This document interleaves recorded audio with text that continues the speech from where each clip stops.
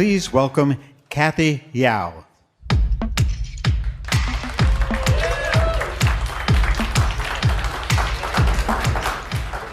Hello, welcome everyone, and thank you for joining us live right here in New York City for our year-end earnings call and Capital Markets Day update event. Before we get started, I'll draw your attention to our safe harbor statement. This presentation includes forward-looking statements that may differ materially from actual results as well as certain non-GAAP measures. Please see our SEC filings for a review of risk factors. Please also see our investor relations website for all related materials, including a GAAP and non-GAAP reconciliation. Okay, let me walk you quickly through our agenda today. Srini is going to begin with a halftime check-in since our September 2024 Capital Markets Day, before turning to our widening differentiation across best network, best value, and best customer experiences. He's then going to talk about growth. He's going to talk about how our growth opportunities across our core wireless business, across our broadband business, and in new growth areas are going to continue to drive sustained outperformance for the Un-carrier. And then Peter will wrap it all together with a financial update. We'll then have the broader leadership team join us right here on stage to answer your questions. Okay, let's get the show started.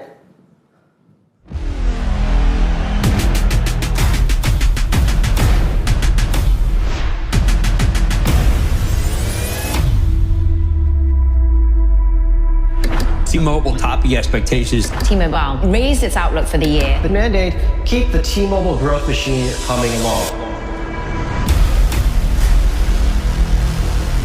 We are changing the industry with enormous amounts of innovation.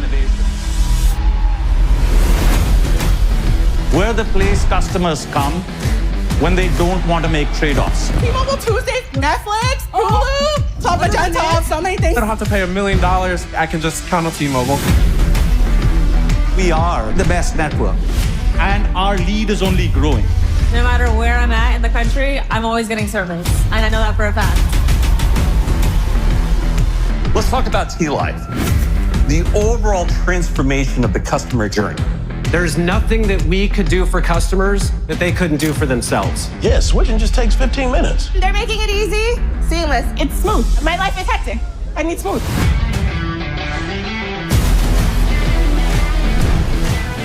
We have a business which is unique that will create even more growth. T-Mobile has outgrown everyone for 13 years, and I feel really confident saying the best is yet to come. Please welcome Srini Gopalan.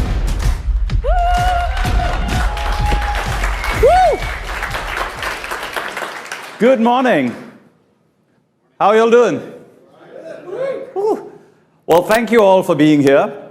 It's a unique occasion.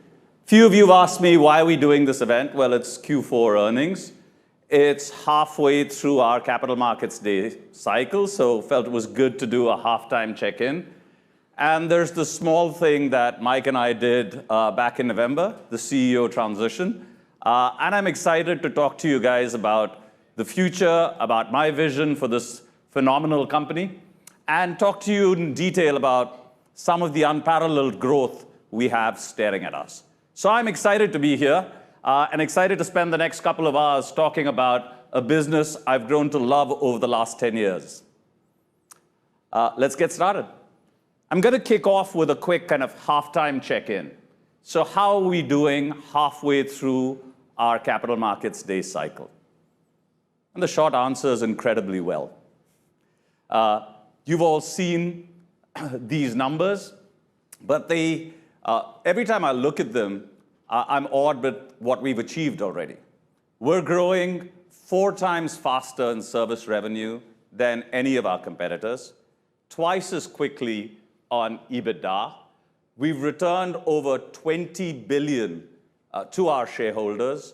Our free cash flow generation and our conversion of service revenue into free cash flow is an industry benchmark and continues to stay really strong. And that's where the rubber hits the road, right? You can report multiple things differently. Ultimately, what matters is free cash flow conversion. So incredible results. And we've either met or beaten pretty much everything we'd guided to from a capital markets day guidance perspective as of this point, halfway through the cycle. And what lies underneath that is the incredible ability we've built to not just bring in new relationships, new families, new businesses into the T-Mobile fold, but also grow and deepen those relationships. So if you look at our performance over, it's a bit stubborn, the clicker, but if you look at our performance over the last 5 years, we've brought in over 1 million new prepaid relationships every year, right? That's new businesses, that's new families, right? 1.2 million new relationships every year. There's only one other competitor who reports that, and you can see those have been negative. And it's not just bringing in these relationships that matters. It's what we do with them. It's the extent to which we nurture existing relationships. Our ARPA has grown by 13% since 2020.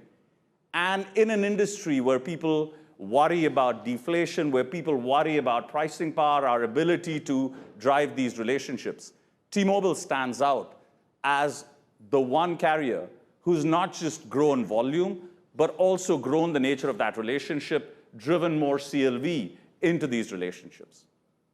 So all that's great. Those are the headline numbers, right? Great financial performance, great revenue, solid work on volume and value. But I want to talk about something different. What underlies this, right? What's the secret sauce that drives a lot of this? And the thing that's driven all of this performance is our widening differentiation. Now, there was a law of physics in this industry, which is there has to be a trade-off. You can either have the best network, in which case customers have to pay a premium for it, or you can deliver best value and best experience, but the network kind of sucks. Right? That was the law of physics of this industry. And the reason for our outstanding results is we've challenged and broken that law of physics. Because at T-Mobile, our customers have no trade-off to make. They get the best network, the best value, and the best experience from one provider. And that widening differentiation underlies all of our results. And what I'll talk to you about is we don't take that differentiation for granted. We fight every day to widen that differentiation. It's widened over the last 3 years, and you'll see it widen even further. That's what opens out the unparalleled growth opportunities that we're staring at. I'm going to double-click you through each of these elements: best network, best value, best experience, what we've done, and how we're going to widen that differentiation further, and then convert that into what does that mean in terms of growth opportunities for us.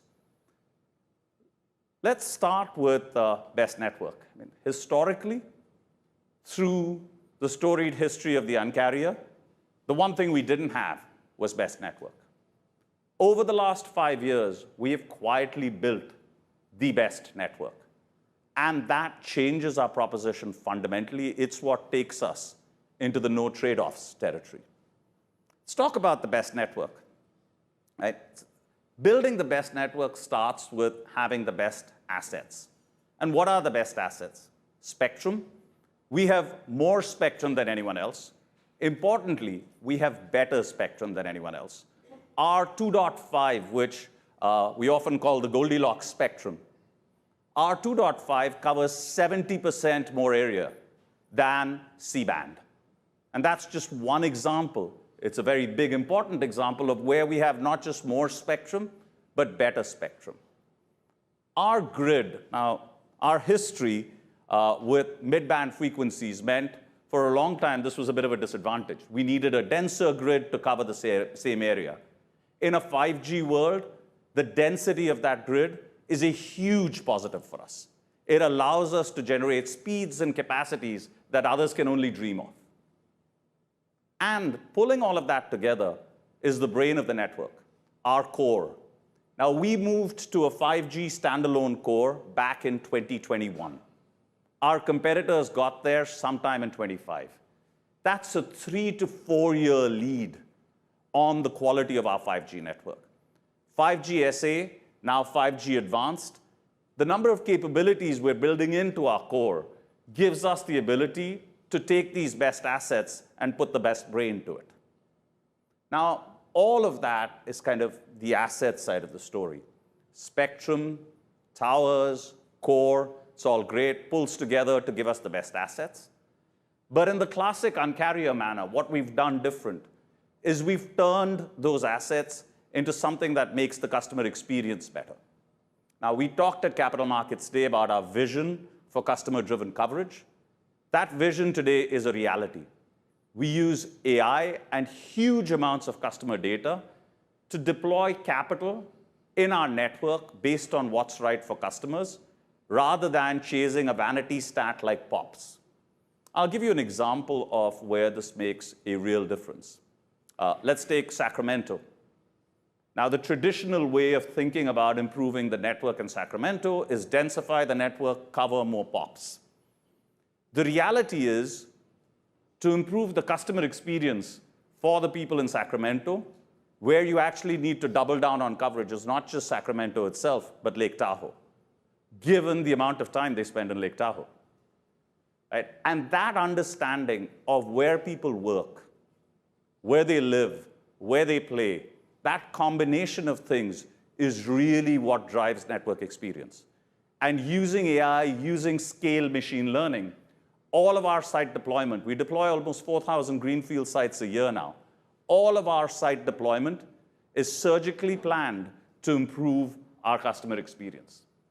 That's been the heart of what's driven the best network. Great assets, a fabulous core, and the ability to use all of this to meaningfully change the game on customer experience. And what that's resulted in is a true ultra-capacity network. Now, the proof of capacity, the best way to think about capacity, is speed. So what speeds can your network deliver is the best way of thinking about, what is it actually that this network offers in terms of capacity. Now, you look at our median download speeds. Our median download speeds are, get this, twice as much as our nearest competitors. That gives you a sense of the amount of capacity this ultra-capacity network has today. It's phenomenal. And speed, again, for me, is not just a vanity stat. It's not an esoteric number. It's a really good indication of capacity. And when you have a new phone like the iPhone 17, it's great to compare what happens on our network versus other networks. We're 85% faster than one competitor and nearly 50% faster than the other competitor. That's true network differentiation. And it's not just us saying it. Many of you in this room, the experts, have known for a while that we have the best network. We won Ookla, we won Open Signal, multiple speed tests. What gives me real pride today is J.D. Power. After 35 reports over 17 years, the erstwhile #1 network has been unseated. T-Mobile today is the #1 in network quality as judged by J.D. Power. That's after 35 reports, 17 years, we are #1 as a network. What's even more important than what the experts say, however, is what customers say. And this is, we talk about these money slides. This is one of those graphs that I look at very, very often, because this is what translates into customer perception. Network switchers, amongst the most sensitive, amongst the people who do most research, network switchers, when we ask them, what is the best network, right? Now, back in 2020, 1 in 8 thought T-Mobile was the best network. 1 in 2.5 thought Verizon was the best network. Today, we're at a place where 1 in 4 believe that T-Mobile is the best network, slightly more than 1 in 4. And you can see that gap is closing. And you can see there's a long way for us still to go. We have the ability to meaningfully expand this lead with our ultra-capacity network, with all of the features that 5G SA gives us, with 5G Advanced, with our continued investment and doubling down on what this network is. We're not standing still. We're committed to network leadership, and we're committed to expanding this lead. And the best indication of that is how we think about the next wave of network innovation, 6G. 5G, we owned 5G. We still own 5G. 5G has allowed us to build a business called FWA from a standing start to close to 8 million customers in 3 to 4 years. It blows my mind, right? 5G was the core of how we started competing in a segment we didn't exist, T-Mobile for Business. Our 5G superiority has driven a lot of the industry-leading growth. And we're not standing still. 6G opens up multiple possibilities for us, whether that's AI, physical AI, edge AI, and we're right there defining the standards of 6G. I'll talk a bit more about specific opportunities with 6G later. One thing to remember, though, is our lead in 5G does mean that our RAN refresh cycle runs significantly ahead of the rest, and we start with an unfair advantage on 6G. It's an unfair advantage we love. The fact that people like John saw the vision for 5G way before the rest of the industry did puts us in a fabulous place to drive the next wave of innovation. And that 26% of network switchers who see us as the best network is only going in one direction. It's going this way. And that unlocks phenomenal amounts of growth. And I'll come back and talk about where those growth opportunities exist. So best network. After 13 years of the Un-carrier, to be able to say that, I relish it. And if you notice, I'll say that a few times today. But it's not just best network. Having no trade-offs is more than best network. It's also best value. And we are in a truly unique place on best value. We provide best value not just for new customers, but also for our existing customers. We provide best value not just in terms of the freest iPhone, but in terms of value that you can count on every day. Savings, value that you get every hour. Let's talk about existing customers. Our existing customers pay between 12 and 15% lower than AT&T and Verizon's. That is a massive factor in terms of the flexibility it gives us. It's also something that we zealously guard and protect because it's the heart of enabling us to claim no trade-offs. It is at the heart of flexibility that it gives us in terms of how we price new customers. And importantly, it's the heart of the relationship. It's making sure that we can reassure people every day that they get not just best network, but also best value. And when we look at new customers, the holistic value we provide is substantially better than AT&T and Verizon. And you can compare the Experience Beyond plan here, where you not only get all of our services, but you also get Netflix on us. You also get Hulu on us. You also get Apple TV. You also get T-Satellite. The bouquet of things that we offer and the savings we drive every day means there's a 20 to 30% gap in terms of value we're able to provide new customers. So you've got existing customers who save every day, and you've got new customers who save every day, not just on the free phone you get every 3 years, but in terms of meaningful things that drive your life every day. And that best value is something we're going to guard zealously. That's something we will protect. That is our heritage. And that's something we will not give up purely because we have best network now. Now, you think about value and network, and there's a third thing customers care about, experience. How do you treat me? Now, our experience story over the last 13 years has been built on two things, incredible people and an incredible culture.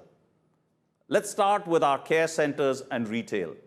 Now, typically, when you talk about taking cost out, people go at this from saying, let me take cost out of experience, let me kind of shave this much headcount off. That's not how the Un-carrier thinks of it. We think of it as costs come because we've created a problem for people. And the question is, what can we do with our incredible frontline to enable them to solve those problems better? You can see on the call reduction front, through a real focus on eliminating false, on working with our frontline to solve people's problems better, ensuring that they don't need to call twice for the same problem, equipping them with better tools. You're seeing a 50% reduction in calls. We'd committed to 75% in the Capital Markets Day. At the halftime, we're making great progress on this. And this is not simply about, technical things. There's a great element of culture to this. One of the things that happens at T-Mobile is when this team visits an experience center. Normal big companies, the big shots show up, present for 55 minutes, and then they need to be somewhere else, so they'd love to take questions, but they don't have time for it. Does that sound familiar? At T-Mobile, this works very differently. I get, on a good day, maybe 8 minutes on stage. John Fryer fires them up for maybe 2 minutes. And then we have 50 minutes of our frontline relentlessly pounding us on what have you done recently for me in terms of solving customer problems. And their expectation's very simple, that as far as we can, they'd like us to solve the problem there. This isn't let me take this, that's a really good point, let me take this back home with me and I'll get my assistant to do something about it. Our frontline is demanding. They want an answer now, and they want to know why you can't send an email when you're sitting at that stage to solve my problem. That's a huge part of what's enabled all of the stuff that you're seeing. And the same thing plays out in our retail stores. Our company-owned retail, our experience stores, give us a significantly better NPS than our authorized retailers. That's down to culture, that's down to the incredible empathy our people show. And we're stoking that. We have cut back on some of our authorized retail and driven even more investment into our experience store. That's a big part of the secret sauce of what's driven our best experience. And it's not just that. A big part of our culture is how we think about rewarding existing customers. Unlike other companies, we don't believe customers need to prove their loyalty to us. We believe we need to prove our loyalty to them, which is why all of our plans come packed with things that they don't get elsewhere. And then there's my favorite, the money can't buy stuff with Magenta status. And T-Mobile Tuesdays is probably a great highlight of that. We do wild stuff on T-Mobile Tuesdays. Free Slurpees. Actually, we worked with Wingstop to give away free chicken. And Wingstop actually ran out of chicken. Which gives you a sense of the, again, Fryer and Katz got lots of emails from angry customers demanding more free chicken. But that gives you some sense of, look, when we talk about experience, this is a lot of fun for us. This is about how we work with our frontline. This is about what we put into our product. This is about genuinely committing to giving our customers an experience that's special, unique, edgy, that surprises them, that brings our relationship to life. And we're not stopping. We're now taking the best technology, digital, AI, putting that in the hands of our incredible frontline to drive an even sharper, an even more differentiated experience. And at the center of all that is T-Life. T-Life, more than 100 million downloads. And there were weeks last year when we were the most downloaded app on the app stores, both the app stores. That's not the most downloaded telco or carrier service app. That's the most downloaded app, full stop. Now, we've got 34 odd million relationships, businesses, families. And typically, the primary account holder is the person who accesses T-Life. 24 out of those 34 million, order of magnitude, use T-Life every month, and they use it 4 times every month. It's an incredible source of engagement. It's a huge portal into our experience. It's game-changing for us in terms of the nature of the relationship. And with Intent CX, which is AI that we've developed working really closely with OpenAI, where the objective is simple. It is to personalize the experience. We've raised the bar on what a carrier experience should look like, and using AI and digital, we're taking it to the next level in terms of making that experience feel a lot more personal, feel a lot more tailored to the individual.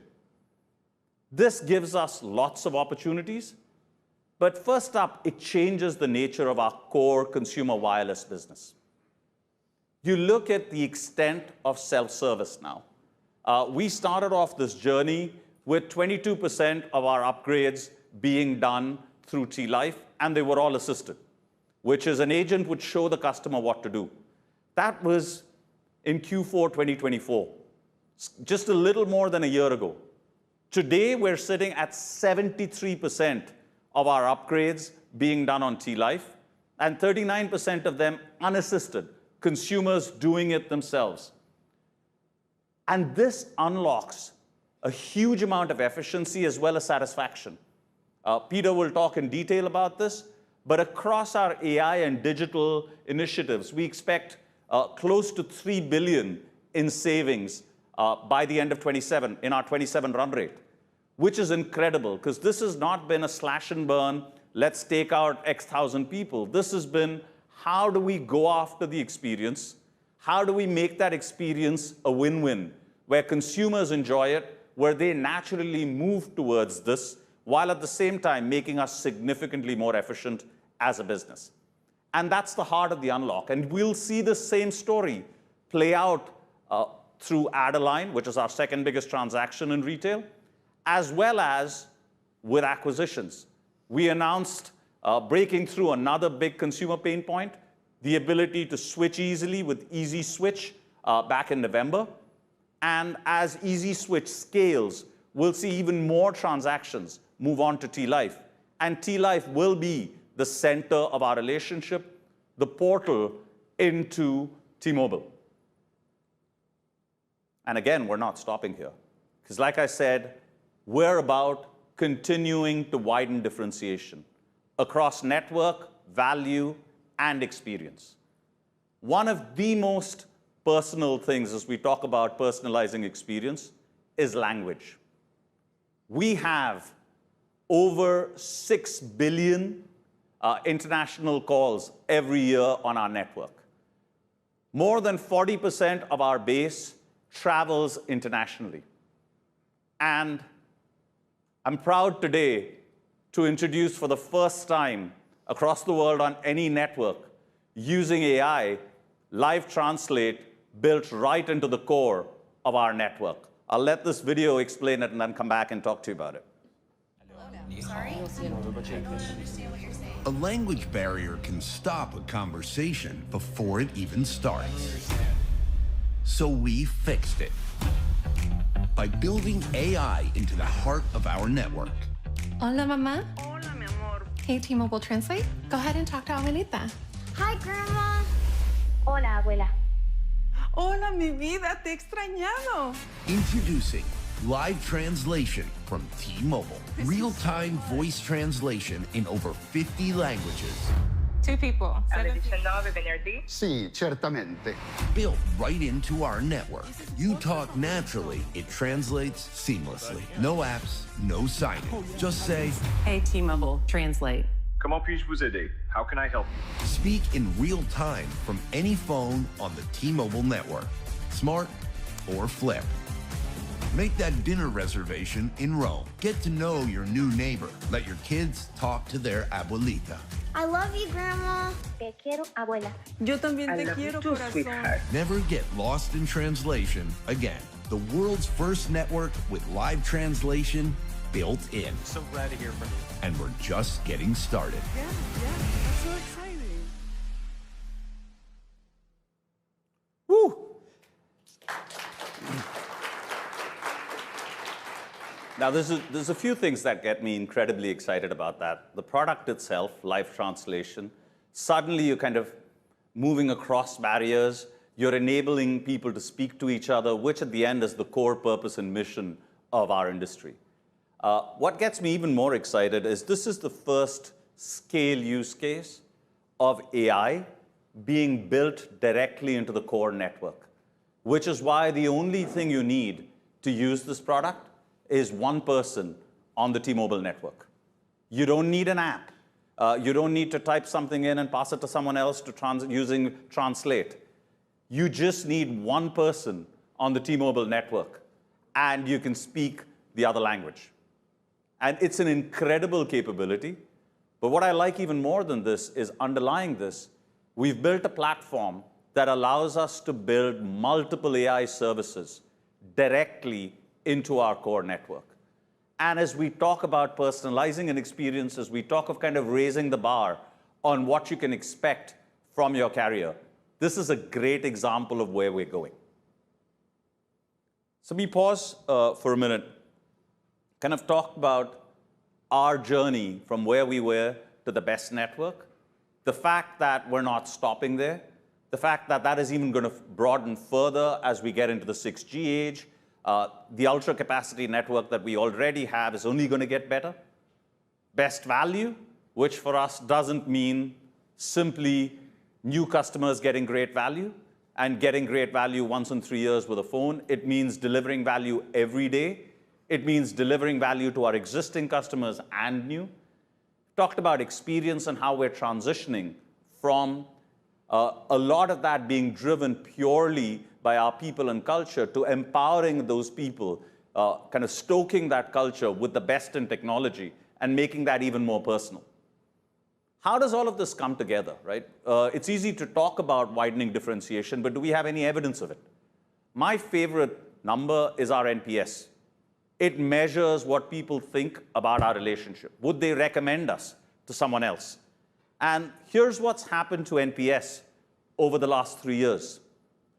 If you look at where we were in 23, we were kind of in the same place as our competitors, give or take a bit. You look at where we are in 25, we've opened up, this is what widening differentiation looks like. This is what happens when you break out of the pack. This ultimately is the biggest driver to all of the outsized financial performance that you saw. It's the fact that we're able to take these relationships, use our unique combination of best value, best network, best experience to widen that differentiation. And that differentiation, are we happy with where we are today? Absolutely not. We'd love to see those bars, especially the magenta bar, grow significantly and widen the space between us and our competitors. And that's what moving our network forward, moving our value forward, and moving our experience forward is. It's all about taking that and widening that differentiation. Because our strong belief, proven by the results that we've seen, is what keeps driving us. What drives our success is not the promotion that we did last month. What drives the tide of momentum and moves it in our direction is that widening differentiation. And that widening differentiation for us opens out unparalleled growth opportunities. And I want to spend a few minutes talking about the differentiation is great. What does that mean in terms of growth opportunities? We're convinced that we are staring at a set of growth opportunities that no one else in our industry has. Let's talk about them. Let's start with core consumer wireless. Historically, we've over-indexed on the value seeker portion of this. Today, network seekers see T-Mobile as the home of the best network. Over 20 million families and businesses chose AT&T and Verizon, mostly in the 4G era, because they were happy paying a premium because they wanted the best network. That is no longer true. And that opens up a massive growth opportunity for us. You take New York City. We are by far leaders here with significant share.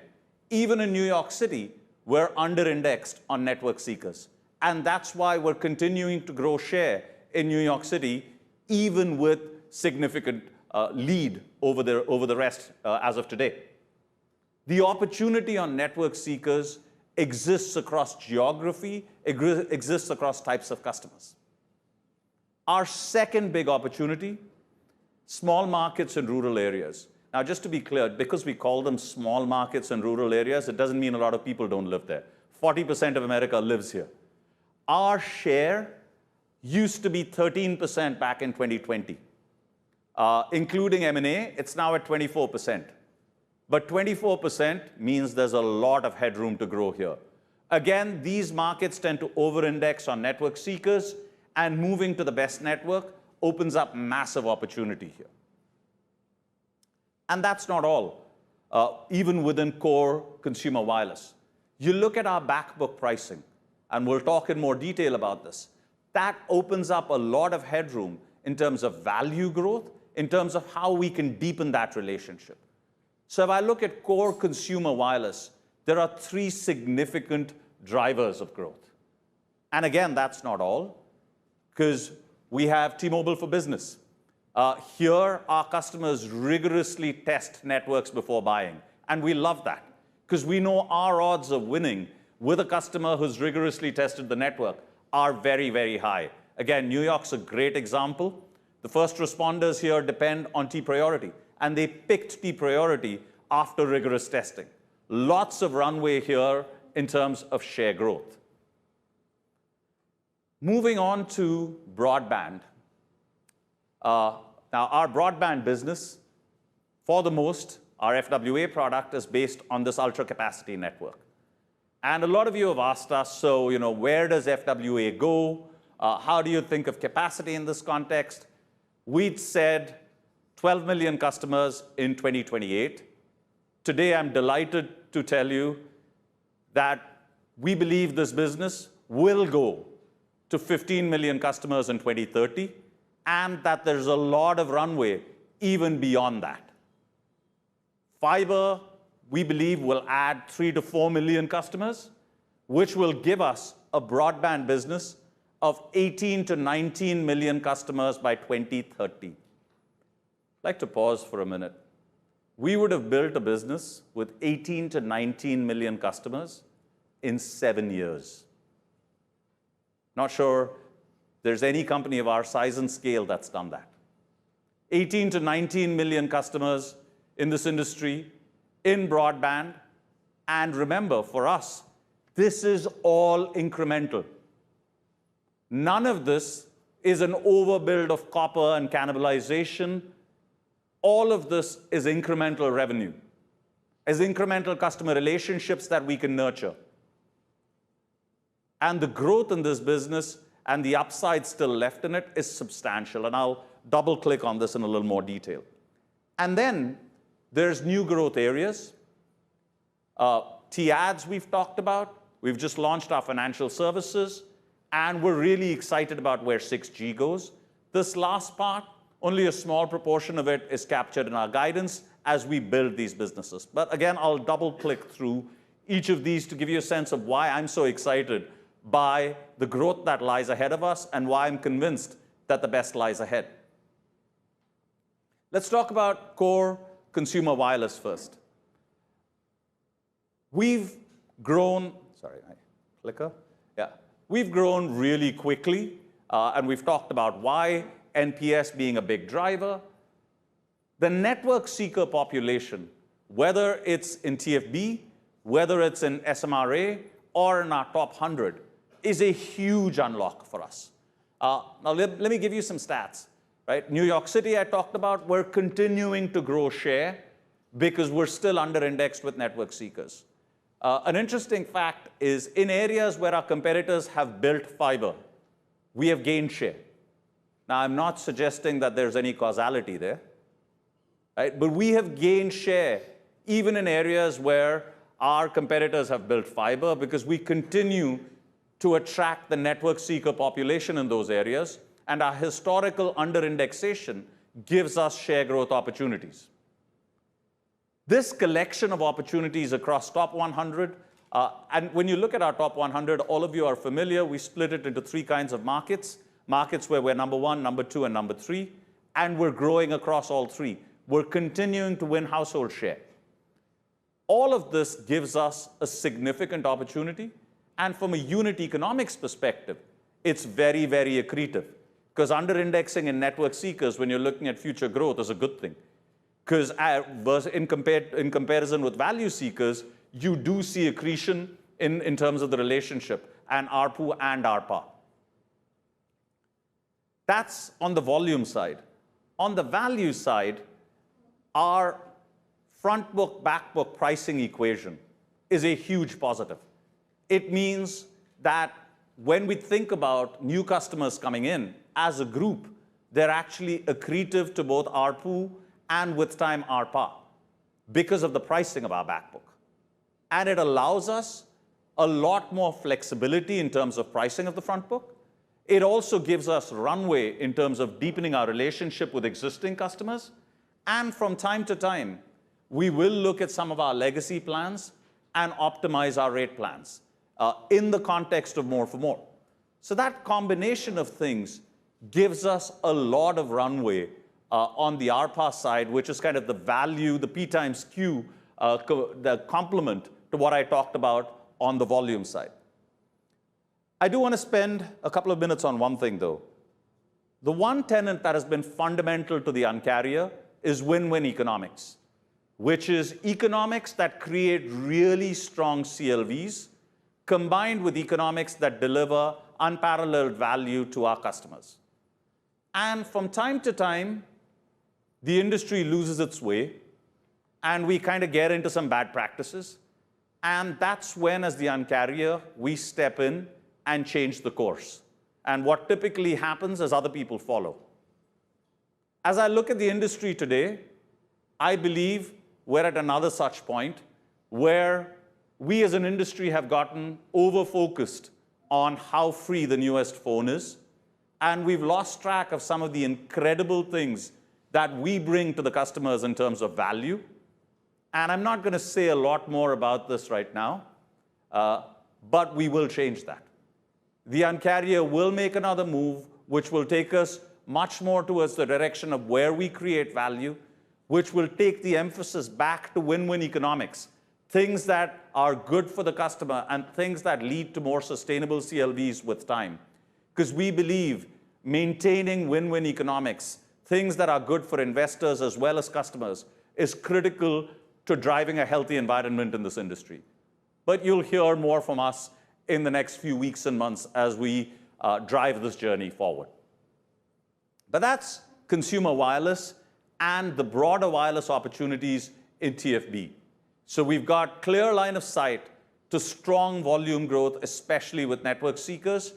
And we've got the advantage of our back book combined with, as you can see here, strong premium plan loading on our front book and the ability to grow relationships, all of which makes our P times Q equation look really strong. Peter will delve into that in a lot more detail, but we believe we will continue growing ARPA in the range of 2.5% to 3%, even as we go through this journey, and that'll get powered by some of the things we're talking about here. Let me move next to broadband growth. And how do we create this business with 18 to 19 million customers by 2030? Our broadband business to date, largely FWA, has been phenomenal. We've led the industry in broadband new customers. And that's from a standing start. You can see really we started scaling in 2022. And this business has been running at a real clip, close to 2 million new customers every year. The industry leader in broadband net adds. And what's driven that again is NPS. What's driven that again is the simple reality of when you give customers a great product, you win. Our NPS today is higher than fiber. That's a composite of the product, the value we provide, the experience, the ultra capacity network. That is the source of the unlock for us on FWA. And that product has only gotten better. And this is kind of, to me, the best demonstration of what an ultra capacity network is. When you look at what's happened, we have a 77% growth of customers, a 27% increase in usage per customer, and our speeds have gone up by 50% during that period of time. And if you take our newest routers, it's gone up we've nearly doubled speeds. At the same point in time that we've seen 80% more customers using 30% more. That is incredible in terms of the amount of capacity our ultra capacity network has. That's what makes us really confident that we can get to 15 million customers in 2030, and our speeds will be higher than this. Let me walk you through kind of how we think about the 50 million customers. We step back for a minute first. As all of you know, we've run this business with a fallow capacity model. What does that mean? It means at a hex bin level, and there are 30 million hex bins. It's a small geographical area. Each of those 30 million hex bins, what we do is we look at our wireless usage today. We project that forward for growth, and all of this is done at peak hour because that's the only thing that matters for a wireless network. So we look at wireless usage in peak, project it for growth going forward, reserve that capacity for wireless.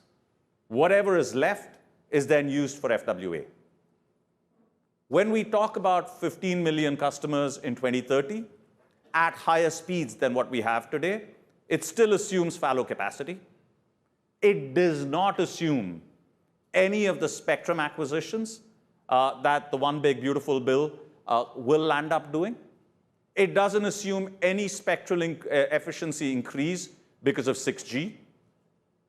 What it does build for is the fact that we're broadening our product range. So as we sell more into businesses, for example, they don't use between 7 to 9. So that is true fallow capacity. It does build in the increased spectral efficiency because of better routers. It does build in the increased spectral efficiency as a result of being on 5G advanced. Features like L4S, which allow us to use our existing assets even better. And so when we look at that 15 million number, that's on a very conservative basis. And when I look at FWA as a category, I think the days of asking the question of, is this a temporary category? Is this here to stay? Those are gone, right? The speed of evolution of mobile technology as we look forward convinces me that this category is going to have a lot more upside. At this point in time, we can see line of sight to the 15 million, and that's what we'll go for by 2030. But that creates itself, remember again, all of these are incremental, none of this is overbuild, none of this is compromising legacy revenue. And in addition to that, we have a business we're really excited by, fiber.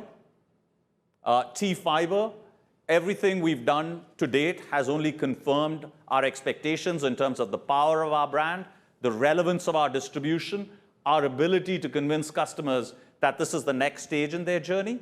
We've also been super thoughtful about the capital intensity of this, and we've picked partners who we can trust where they bring expertise that we don't have. We expect, just based on our current assets, to scale to 12 to 15 million homes passed and 3 to 4 million customers by 2030, which would leave us with a broadband business of 18 to 19 million customers, largely built over a 7-year period, which is again testament to the value of that NPS chart, what we can do with our relationships, the power of our brand, and the power of this team. I'll spend my last few minutes now on new growth opportunities.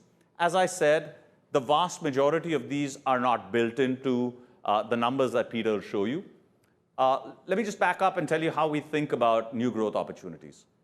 For us to do something other than consumer wireless, business wireless, and broadband, we start with kind of 3 questions. How large is the TAM, or the target market in the business we want to be in? Is it big enough for us to play? Like when we asked the question on broadband, the answer was clearly yes. Second, can we use our existing strengths, our network, our customer relationships? Do they make a difference in this industry? Does it help us win? And third, can we disrupt the industry? Because again, we believe producing Me Too product in a new industry is not what T-Mobile is about. When the answer to those three questions is yes, then we double down and focus on that. Three areas that we're excited by: advertising, T-ads. We acquired Bliss and Vistar. That business is tracking. It's in line with all of the things we talked to you about at the last Capital Markets Day. It's a business that we think has a lot of upside, and we're continuing to drive that. Financial services, we're working with Capital One. We launched our credit card in November. That's gone really well. We're excited about all of the stuff we're seeing in our first results, and we think there's a lot more to do in financial services because it ticks those three boxes. We believe that we can meaningfully reinvent. It's clearly a large enough TAM. We have a huge amount of credit information, and our existing customer base is massive, and our ability to leverage that is substantial. So again, that's a business we're excited by. And last but not least, physical and edge AI, and everything that a world that becomes increasingly connected brings to us as an opportunity, both in terms of, the way I think of this is, in an AI RAN, we will be using a lot more compute. And if you were to think about this, what 6G will be is a network that not just processes bits and bytes, but also tokens. And effectively, what physical and edge AI will do, a bit like FWA, where we landed up using fallow capacity, here you will land up having fallow compute that we could then put to use both in physical and edge AI.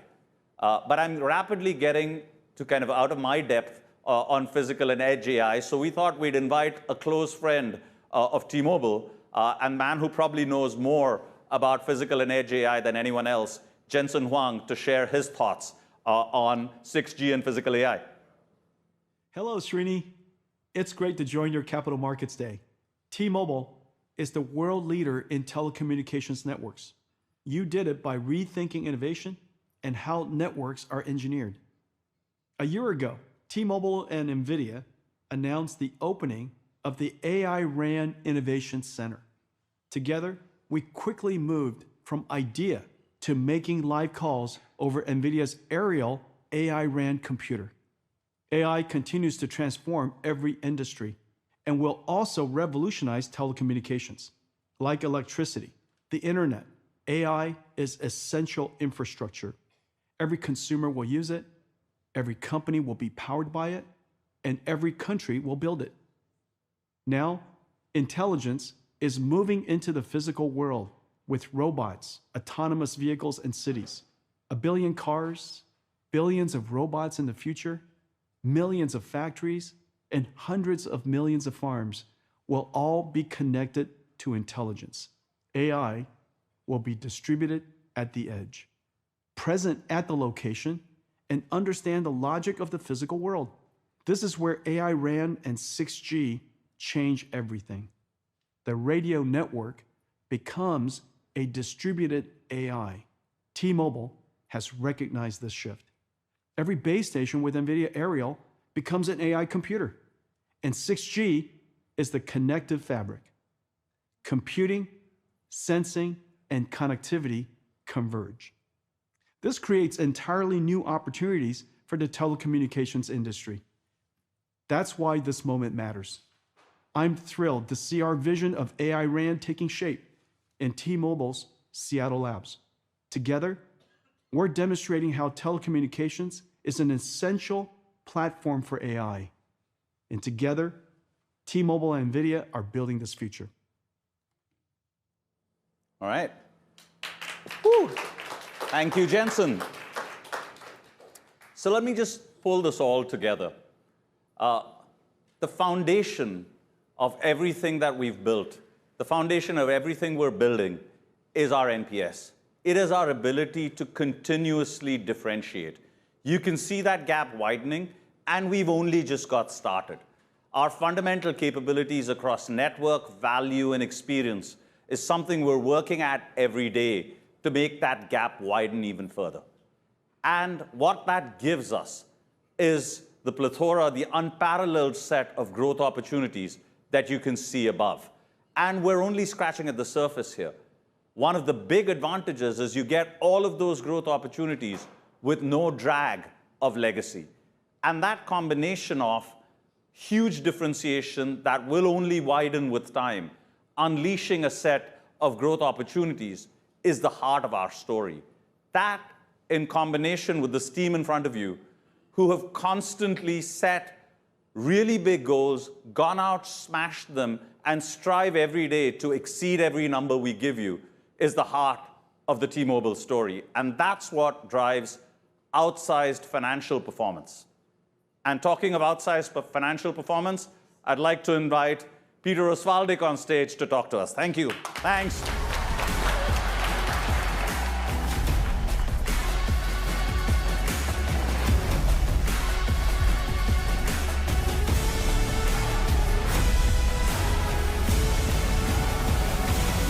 Please welcome Peter Osvaldik. All right. You can tell we're just a little bit excited, and it's not just because the Seahawks won the Super Bowl. Woo! Ooh, I thought that'd be a little dangerous or close, but that's good. All right, well, let's get into it. You know, I thought I'd start a little bit with a look at, Q4 and 2025. And as Srini had said, as Srini said, it's a little hard to click this clicker. Anyway, what did that strong differentiation deliver? It delivered industry-leading results yet again. 261,000 postpaid net account additions in Q4. Think about that. That's 10 times what the other competitor who reports this delivered in Q4. And that's important because, as Srini said, this is the center of value creation for the industry. And this proves consistently and at scale that customers are choosing T-Mobile. Combined with that growth in postpaid net accounts, we delivered postpaid ARPA growth of 2.7% on a year-over-year basis. And importantly, the organic growth was 3.6%. If you recall, as we had talked about before, our acquisitions of both Metronet and US Cellular came with a base that had lower ARPA, allowing us to run our playbook of ARPA expansion that we did so successfully both with Sprint as well as our base over time. That momentum between growth and ARPA expansion led to service revenue that was up 10% year over year on a reported basis and 5% year over year on an organic basis. That's 10 times and 5 times the next highest competitor for those keeping score. And I am. So that strength flowed through to adjusted EBITDA, which grew 7% year over year, or 4% on an organic basis. And of course, the most defining metric for us is our ability to convert service revenue into free cash flow, which we did at 22% in Q4, topping off a year where we delivered it at 25%. And that's important because it highlights a lot of the things that Srini was mentioning, the structural advantage of T-Mobile as expressed in terms of the best metric for value creation, provided, of course, you're not cutting CapEx and going backwards. If you're investing in the core business appropriately like we are for expansion, and you're delivering 25% free cash flow margin, that's the best measure of are you able to create value for shareholders. All right, so let's look ahead. What does this all mean? How does this formula, this growing differentiation, going to result in updated 26 and 2027 figures? So for 26, we now expect approximately $77 billion in service revenue, representing 8% top-line growth. That includes about $3.6 billion of contribution from M&A. So we have 6% organic growth and acceleration from what we just delivered in 2025. In 27, we now expect between $80.5 and $81.5 billion in reported service revenue, 5% top-line growth.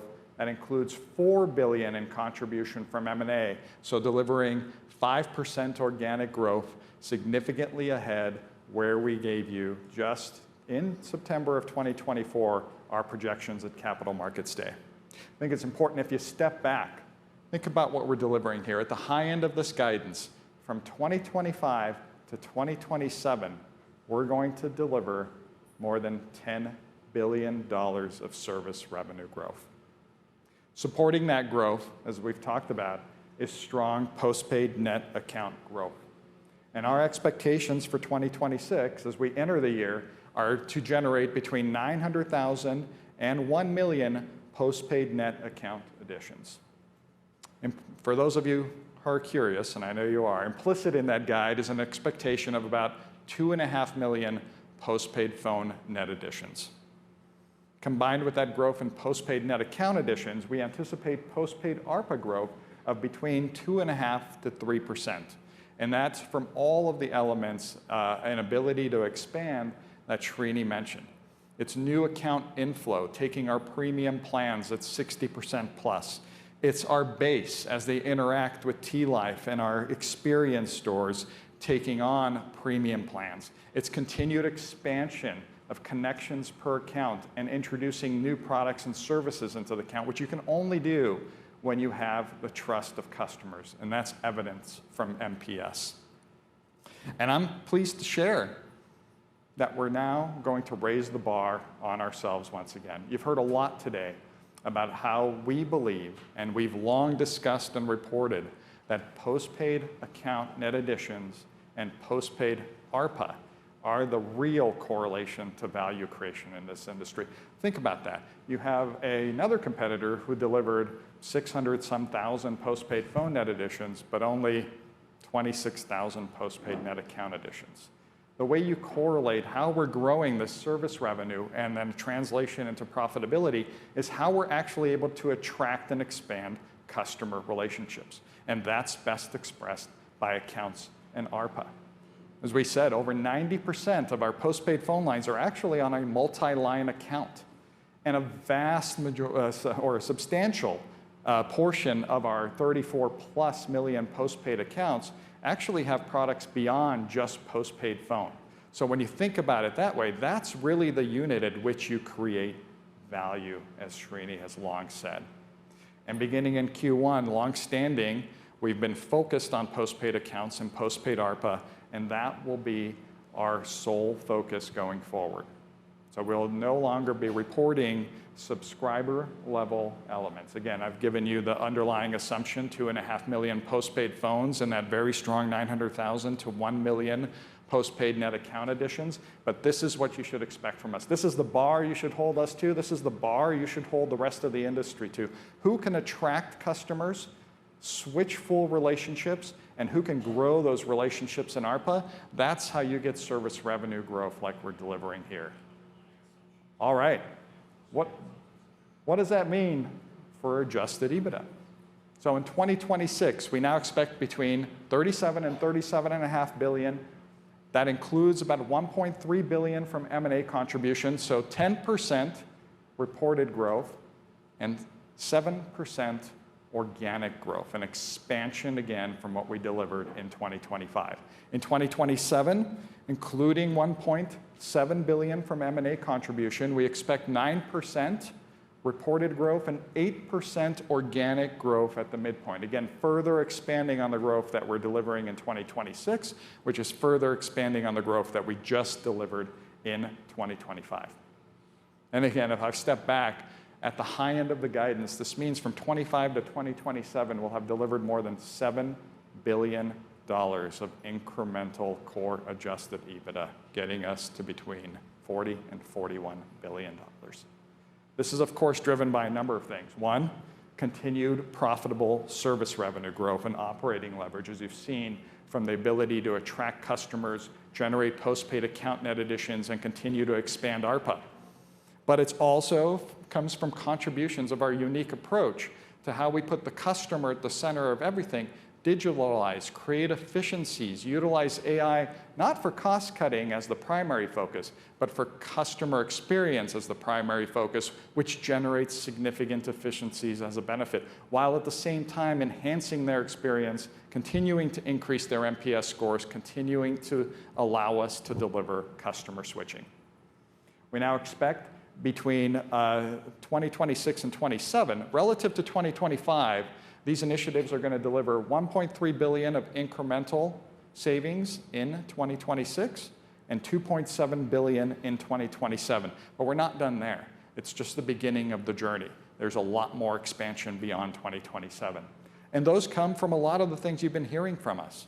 Our progress on digitalization and enhancement of the customer experience through, as experienced through T-Life, beginning with upgrades, what we've been able to do with first assisted and then unassisted upgrades.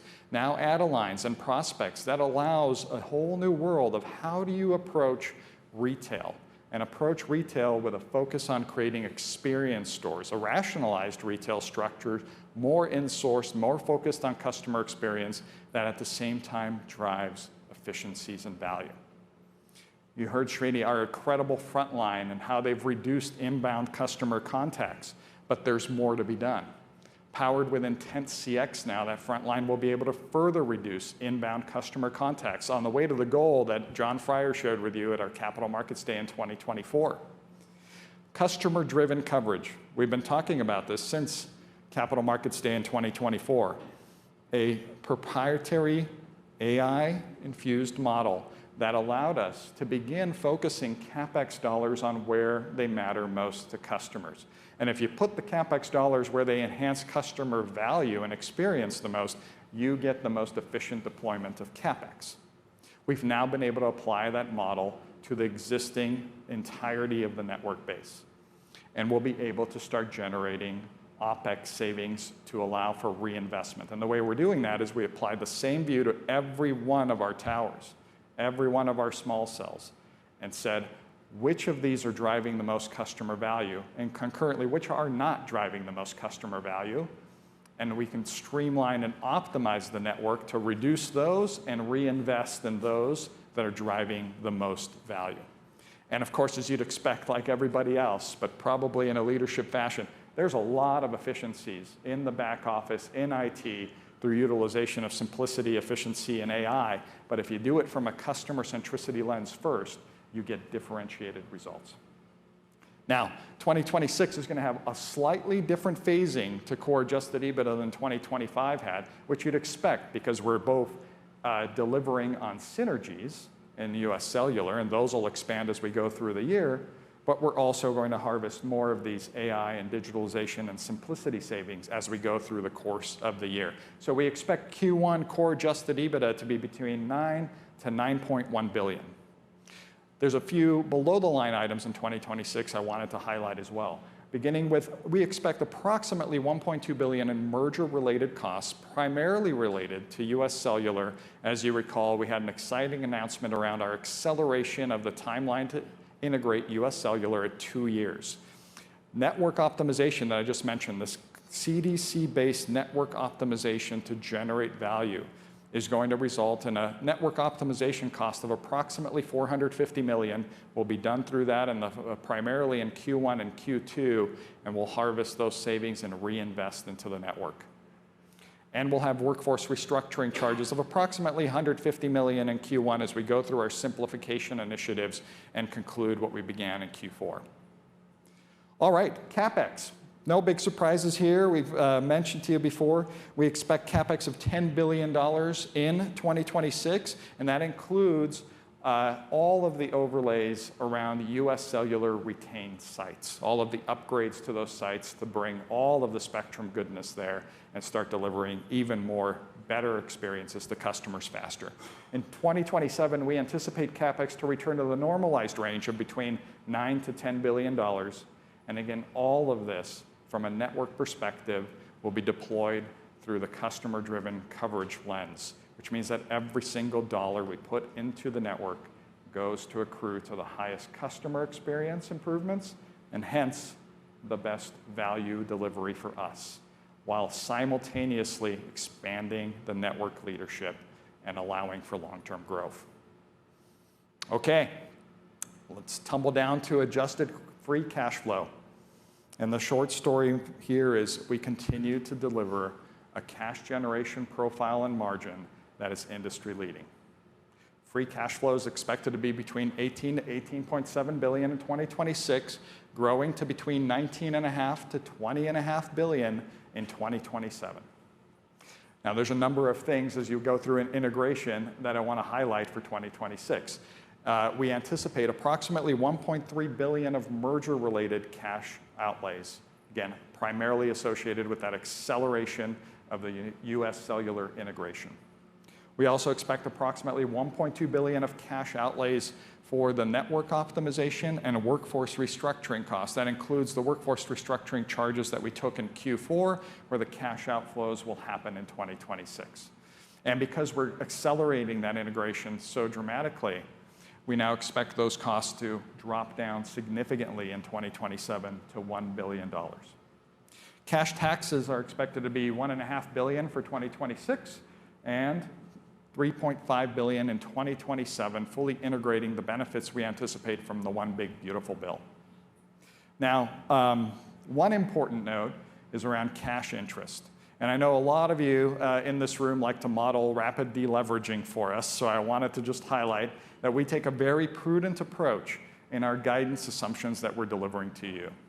And what we do is we assume leverage at 2.5 times, which means we assume utilization of the entire strategic capacity envelope. We don't put any benefits into service revenue or core adjusted EBITDA for that, but for purposes of cash interest modeling, as we give a free cash flow guide, we assume full utilization of that. And so that results in an assumption of $4.3 billion in cash interest outlays in 2026, stepping up to $5 billion in 2027. Just for perspective, on a, it's apples to oranges in terms of what you're seeing in consensus because of that desire to deleverage us rapidly. And that means relative to consensus, this is about $500 million higher in 2026 and $1.1 billion higher in 2027. So if you're trying to get an apples to apples comparison and understand what the underlying business expansion is doing, that's something to look at given how we prudently and I think conservatively guide and assume the full utilization of the envelope. But again, the most important part here is our ability to convert service revenue into free cash flow at industry-leading pace. And that's a key differentiator for T-Mobile, and as I mentioned before, highlights the structural advantage that this business has and the ability to create shareholder value. All right. Well, certainly that growth in core adjusted EBITDA and that delivery of free cash flow and industry-leading service revenue margin means that there's a lot of capacity. And so how do we think about it? Well, we think about it very consistently with how we've shared it with you before. Our capital allocation philosophy hasn't changed. It's disciplined, it's consistent, and it's focused on maximizing value creation for shareholders. It begins with always setting a prudent leverage target, which we continually reassess, both on our belief of the internal forecasts of the business, as well as what's happening from a macroeconomic perspective. We then prioritize investment in the core business. As you see, not only can we deliver in the short term, but our ability to enhance and expand this network leadership by investing in the business prudently, it's what's going to generate continued differentiation for customers even beyond 2027. We focus on high ROI strategic investments, and I'll get into some of the ones that we've done there. And then our focus is to deliver with excess stockholder returns in a very balanced approach between dividends and share repurchases. Again, all of this is done with an eye on maximizing both midterm, short-term, but just as importantly, long-term value creation. All right, so with my last Super Bowl pun, let's do our own halftime show of what have we done. Since our Capital Markets Day in 2024, we funded strategic investments of approximately $12 billion. That included our acquisition of US Cellular, included establishing the JVs with Metronet, Lumos, Bliss, Vistar, as well as investing in spectrum for the long-term continued network leadership. We returned over $20 billion to shareholders, balanced between dividends as well as share buybacks, which puts our total now, since the program inception in Q3 of 2022, to over $45 billion. Now, as we look forward, for the balance of 2026 and 2027, we have a remaining envelope of over $52 billion, driven again by that core EBITDA expansion and the free cash flow delivery. Our initial view of this is allocating up to $30 billion towards shareholder returns. That currently includes an assumption of approximately up to $10 billion in share repurchases per year. And I'm excited to announce today that we are accelerating our Q1 share buybacks to $5 billion, up to $5 billion, or double our run rate. And you might have seen Deutsche Telekom's announcement this morning that given the strength of the business and their belief in where we're going, as we've laid out for you today, they are not planning currently to sell any T-Mobile US shares in 2026, and in fact, they're looking at strategic alternatives to further deepen their investment. I think between the acceleration of share buybacks in Q1 that you're seeing from us, as well as DT's statement, that you can see the conviction in the business. And most importantly, we're always guided with respect to share buybacks as to where our belief of the intrinsic value of this company is and where the trading dynamics are today. All right, well, what does that leave? That leaves over $22 billion in a flexible envelope. And we'll deploy that much as we've done in the past. It can be deployed for strategic ROI investments. It can be deployed potentially for further stockholder returns. And this all assumes a prudent 2.5 times leverage assumption. And we're focused, again, on all of this. The focus remains on ensuring that we have the healthiest and the most strategically flexible balance sheet in the industry, allowing us to capture opportunities for shareholder value creation as they come. All right, I know you're very curious to get to Q&A, so let me just summarize quickly. I think as Srini mentioned, we have a tremendously growing differentiation. Not only has our current differentiation and where we've arrived with best network, best value, and best experiences continued to deliver industry-leading results, both from customers selecting T-Mobile and our ability to translate that into outsized financial growth, top line, bottom line, free cash flow. But we see the ability to grow this differentiation and continue to deliver outsized results in 26, 27, and beyond. So with that, we're going to get to Q&A. So if you give us just a second to set up here, we'll get the team up and get to your questions. But thank you. We surprise people at the T-Mobile store to tell them why it's better over here. If you think a cell plan's just a phone in your hand, Backstreet's back.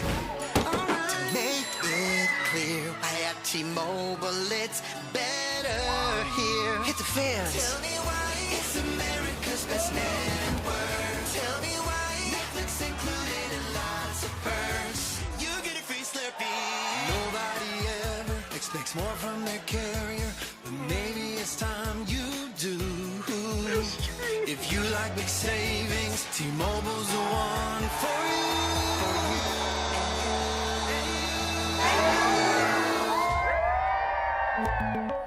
We also had a second surprise. Where's the Backstreet Boys? It didn't go as well. Tell me why it's better here.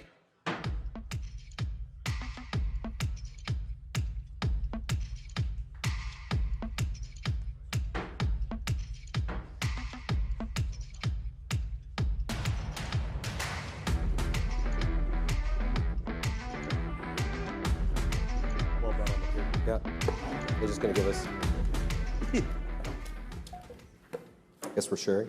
Okay, let's get to Q&A. We'll have mic runners across the room. Please raise your hands if you've got a question. And please also introduce yourselves once you have the mic. I'll start with Peter since he's right there.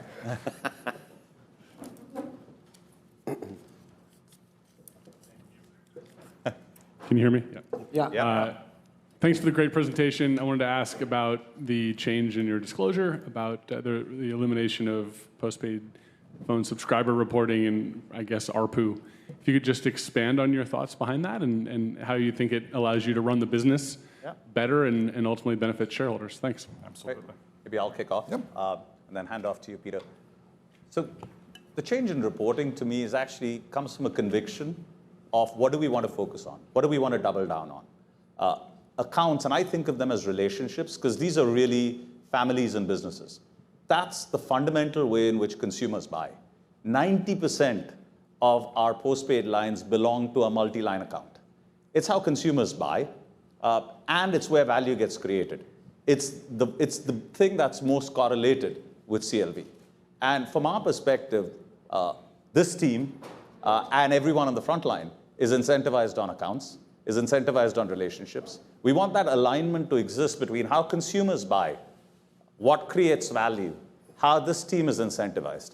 And that, in our minds, raises the bar on the industry, because it drives this conversation on how many relationships have you actually bought in, right? And that's, to us, the fundamental unlock and the most transparent way of thinking about the P times Q equation.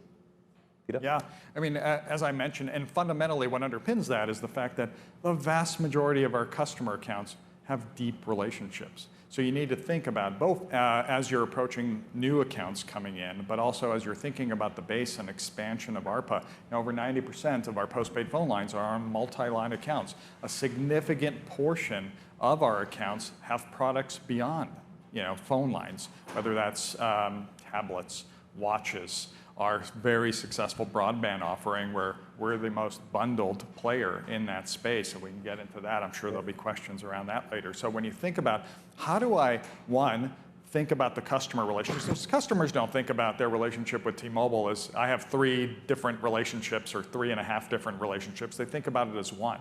And when you win that trust over, as demonstrated by NPS, that allows you to expand and give them new products, whether it's connectivity products, or more importantly, as we demonstrated, when you have a platform like T-Life with 24 million monthly active users, meaning they're using that thing 4 times a month, it allows you a completely differentiated experience. It's not just I interact with my customer base once every couple of years when they come into the store. Now I can interact with them on a multi-monthly basis to introduce them, one, into new products like T-Mobile Visa, but also help them understand how we can expand in a win-win, a more-for-more construct, the relationship with them, and that's what gives us the confidence to think about ARPA expansion the way we are. So it's really fundamentally how the customer buys, it's how we're thinking about the relationships, and honestly, when you think about it, just focusing on postpaid phones and postpaid phone ARPUs is one small portion of the postpaid service revenue line, and doesn't really correlate as well as accounts and ARPA to what you've been able to do with service revenue growth over time. That's why you see such different, how can you be, 600,000 and 900,000 and suddenly have such different, wildly different expectations for 2026 service revenue delivery? It's because we're focused on the actual unit of value creation and how customers think. And even when you restrict it to postpaid phone, very few people go out and buy one line. The phones shopped as a family, as a business, and that's what drives consumer behavior, and that's what our North Star should be. Okay, let's go over to Sebastiano since he has his hand up. Hi, thank you for taking the question. Can you just help us think about the long-term penetration rate implied within your broadband guidance? So 12 to 15 million passings is how you've at least discussed it in the past, and so it would imply penetration below 30%, and so just help us maybe contextualize that, what you're seeing in the market today as well with the T-Fiber launch. Yeah, the T-Fiber is tracking all of the things that we set out to do with it, and we're tracking well on plan. When you think about long-term penetration, though, the thing you need to remember is we'll still be building, right? And so if what you're looking at is what is cohort-level penetration, then it will be higher than that number you're looking at, purely because we'll still be building. Ray, do you want to add? So I think what we're seeing in terms of how the brand translates, how channel translates, we're seeing everything we expected to see, and we're very happy with the progress. As Srini said, we need to look at this in a prospect of we're still going to be building at a relatively fast pace as we go to 27, 28, 29, 30. So for a lot of the cohorts we will have, we won't be at terminal penetration, which usually happens more towards year 3, year 4. So that's why you have these numbers that look to be below 30%, but they won't be on a terminal cohort perspective. They'll be significantly higher than that. Great. I'm going to go to John Hudlick and then Walt up here. First, a follow-up to that. How many homes passed do you guys have now? So, what's the build rate going forward? And do you guys talk about the cost per build? And then just maybe a broader question on the wireless market. Just what are you seeing in terms of competition? Do you still think that the business has pricing power? I know we're trying to get away from ARPU here, but just sort of the drivers are clearly churn and ARPU. How do you see ARPU trending and your ability to price? And then maybe this is for Kathy. Are we going to get account churn going forward to be able to sort of assess the health of the business? Thanks. Okay. Maybe I'll start with the phone competition and the wireless market. Then you can talk about account churn, and Andre, you can pick up the broadband question there. 3-in-1 question. Yeah, way to get that in there. Thanks, Let John. me get all the questions. Yeah. Right. So let's start with the first one. What are we seeing in the wireless market? Look, as always in this market, you kind of go through cycles of promotions. You kind of go through periods in time when there are lots of free phones. We saw that happen in Q4. We're feeling very good about where we are. Now, in Q4 specifically, like Peter said, in a very competitive cycle, we outgrew the only other person who reports accounts 10-1. Right? So we're feeling really good about the strength of this business, the momentum that it's driving. And I've said this before, look, promotions are things we over-rotate on. There's a direction of travel, and that direction of travel is driven by differentiation. That's why you get this exceptional performance. This was our highest postpaid phone lines, even though we don't talk about that much, since the merger, right? In the context of record-beating accounts, right? And when you're talking about pricing power and kind of our ability to grow the relationship, it's a composite of 3 different things. It's the fact that our PAs naturally tend up because of our back book, front book dynamic and the premium plan loading, which is why we're guiding to 2.5% to 3% on ARPA. Our back book also means that there are opportunities for us to look at pricing.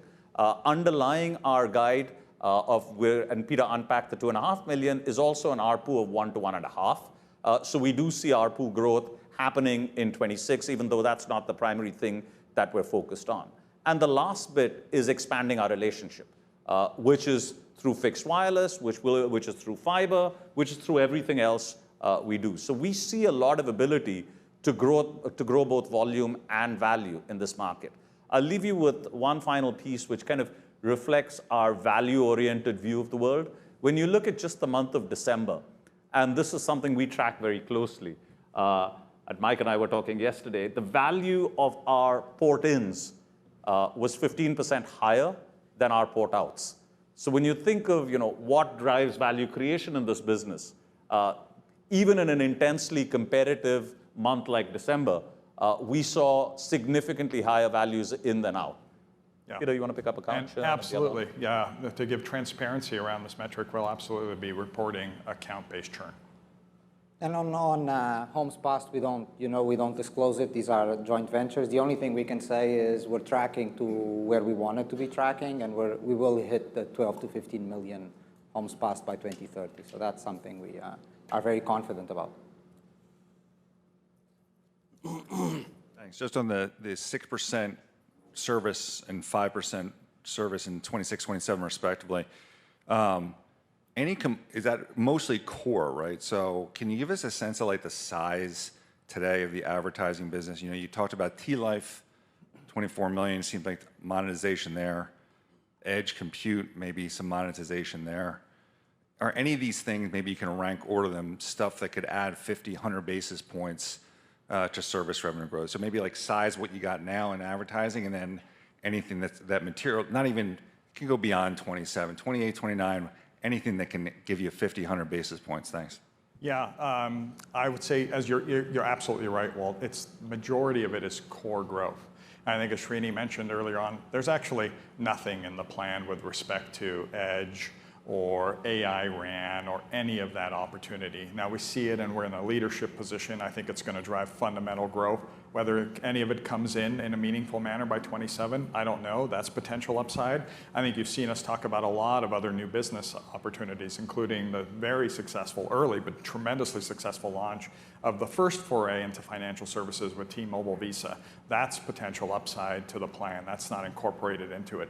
And T-Ads has very prudent but small growth assumptions in it. It's going tremendously well, but that's a business that we think could certainly, in our beliefs, not all in the plan, only a little bit of that is in the plan, could be a significant growth driver. Not in just 2027, but beyond. So we're trying to be very prudent in terms of the new growth opportunities and how much of that is actually in the plan versus how much of that is potential outperformance. Mike. Good morning. Thank you for the question. I wanted to ask about the comments around potentially moving away from device subsidies. Is that something that you see happening industry-wide potentially? And what are the implications of that? Just given where we are in the product upgrade cycle and how you see that impacting the gross ads or jump ball opportunity for next year. Thank you. Thanks, Mike. I'll keep this brief, and I'll hand off to Mike Katz to talk a little more about it.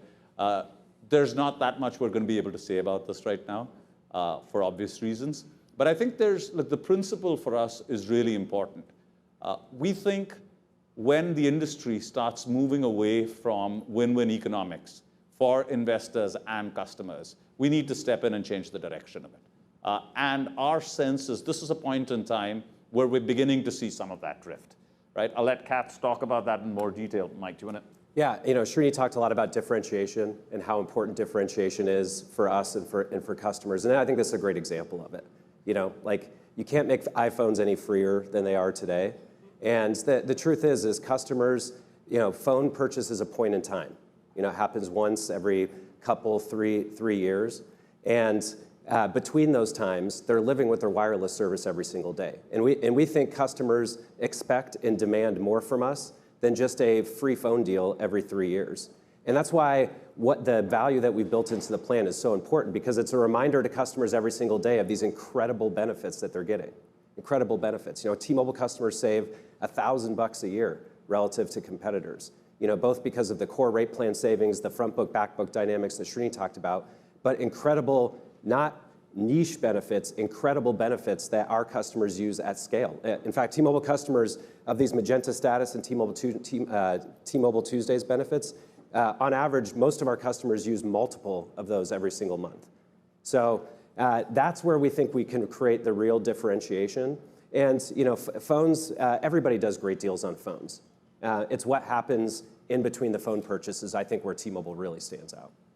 And Mike, to your point on subsidies and kind of what that means for jump balls and the rest, when we plan the year, when we plan ahead, we look at jump balls, we look at competitive intensity, and our guide incorporates all of that, both the 900,000 to 1 million, and underlying that order of magnitude 2.5 million nets, which is kind of where we're positioned right now. And on subsidies, we will always be competitive with phones. It's really changing the center of gravity of the conversation to stuff that creates sustained value, which is all the stuff Mike's talking about. Because also from an economics perspective, that's where we believe real CLVs are. Great, let's go over to Kannan, please.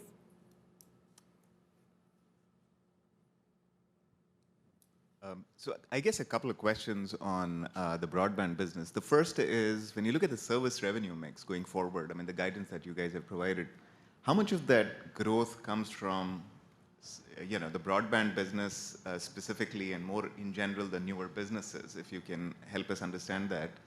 And then from a margin perspective, there's a lot of things you mentioned today, like focus on ARPA, less subsidies potentially, more focus on the back book price and so on.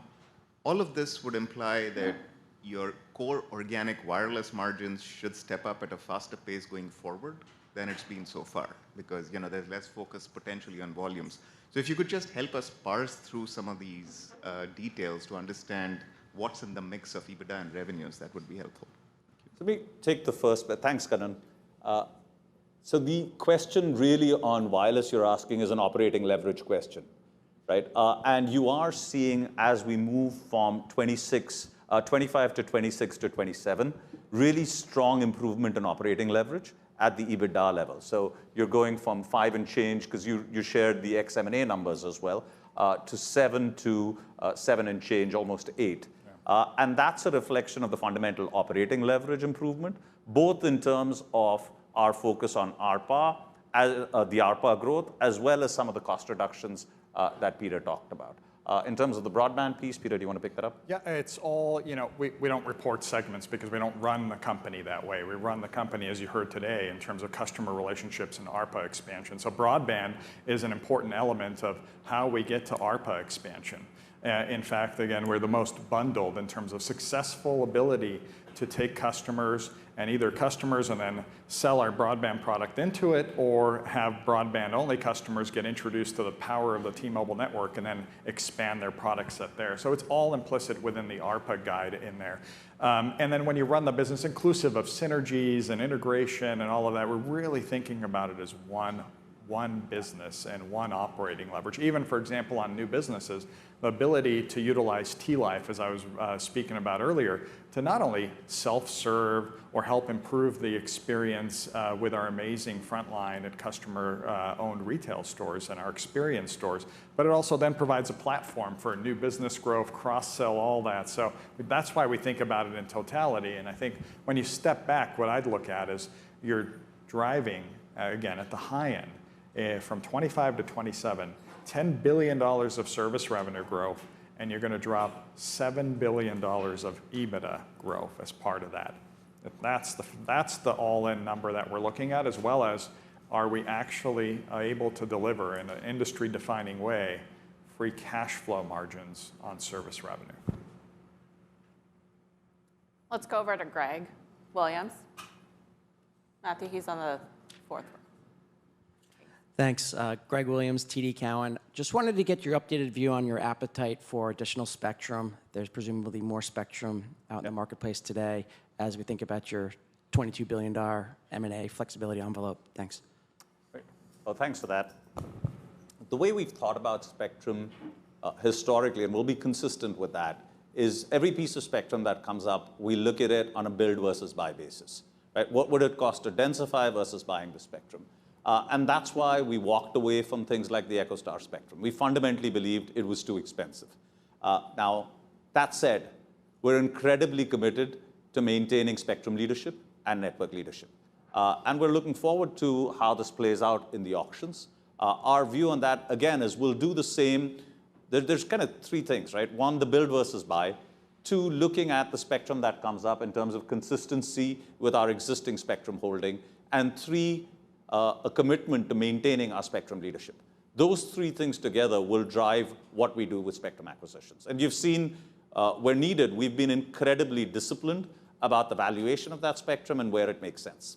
The good news is there's a lot of new spectrum coming with the One Big Beautiful Bill, which will drive valuations of that spectrum as well, just from a supply perspective. Yeah, and the beauty of it is, of course, we only guided through 27 today, but obviously we have aspirations of growing beyond 27, both from a core EBITDA perspective and a free cash flow perspective. And so you just see how much capacity this business is creating. And because we're so prudent and strategic with how we allocate capital, that creates capacity for all of the things, so to speak. And when you think about run this out to 28, 29, 30, when, who knows the timing of all the potential spectrum opportunities, but you're creating a lot of meaningful capacity to think about wisely in terms of investment. Let's go over to Frank, and then two down from Frank. Great, thanks. Can you walk us through the economics of the financial services business with the credit cards? What is sort of the opportunity there in terms of revenue and EBITDA? And is that something that would get folded into ARPA? Yeah, we're not. We haven't broken that out separately. It's early days, but just think about, what as we mentioned, the way we look at new businesses, and this is very consistent with how Mike Katz laid it out at Capital Markets Day in 2024. Where can we bring significant scale and the assets that we have, meaning we have trusted customer relationships, we have our network assets, we have our distribution assets, we have now an app that has 24 million multiple times a month, monthly active users, which means you can, and we have data, particularly on our base, meaning we can do advantage credit decisioning. There's a reason. I mean, we've been really tremendously strong in the capabilities we've delivered, some by necessity from where the Un-carrier began in terms of being able to deal with subprime and near-prime populations. Q4 was another quarter we delivered much lower bad debt as a percentage of total revenue than AT&T or Verizon. It's because of the capabilities in the data sets and making sure that we create better customer value and better customer experiences. So think about financial services.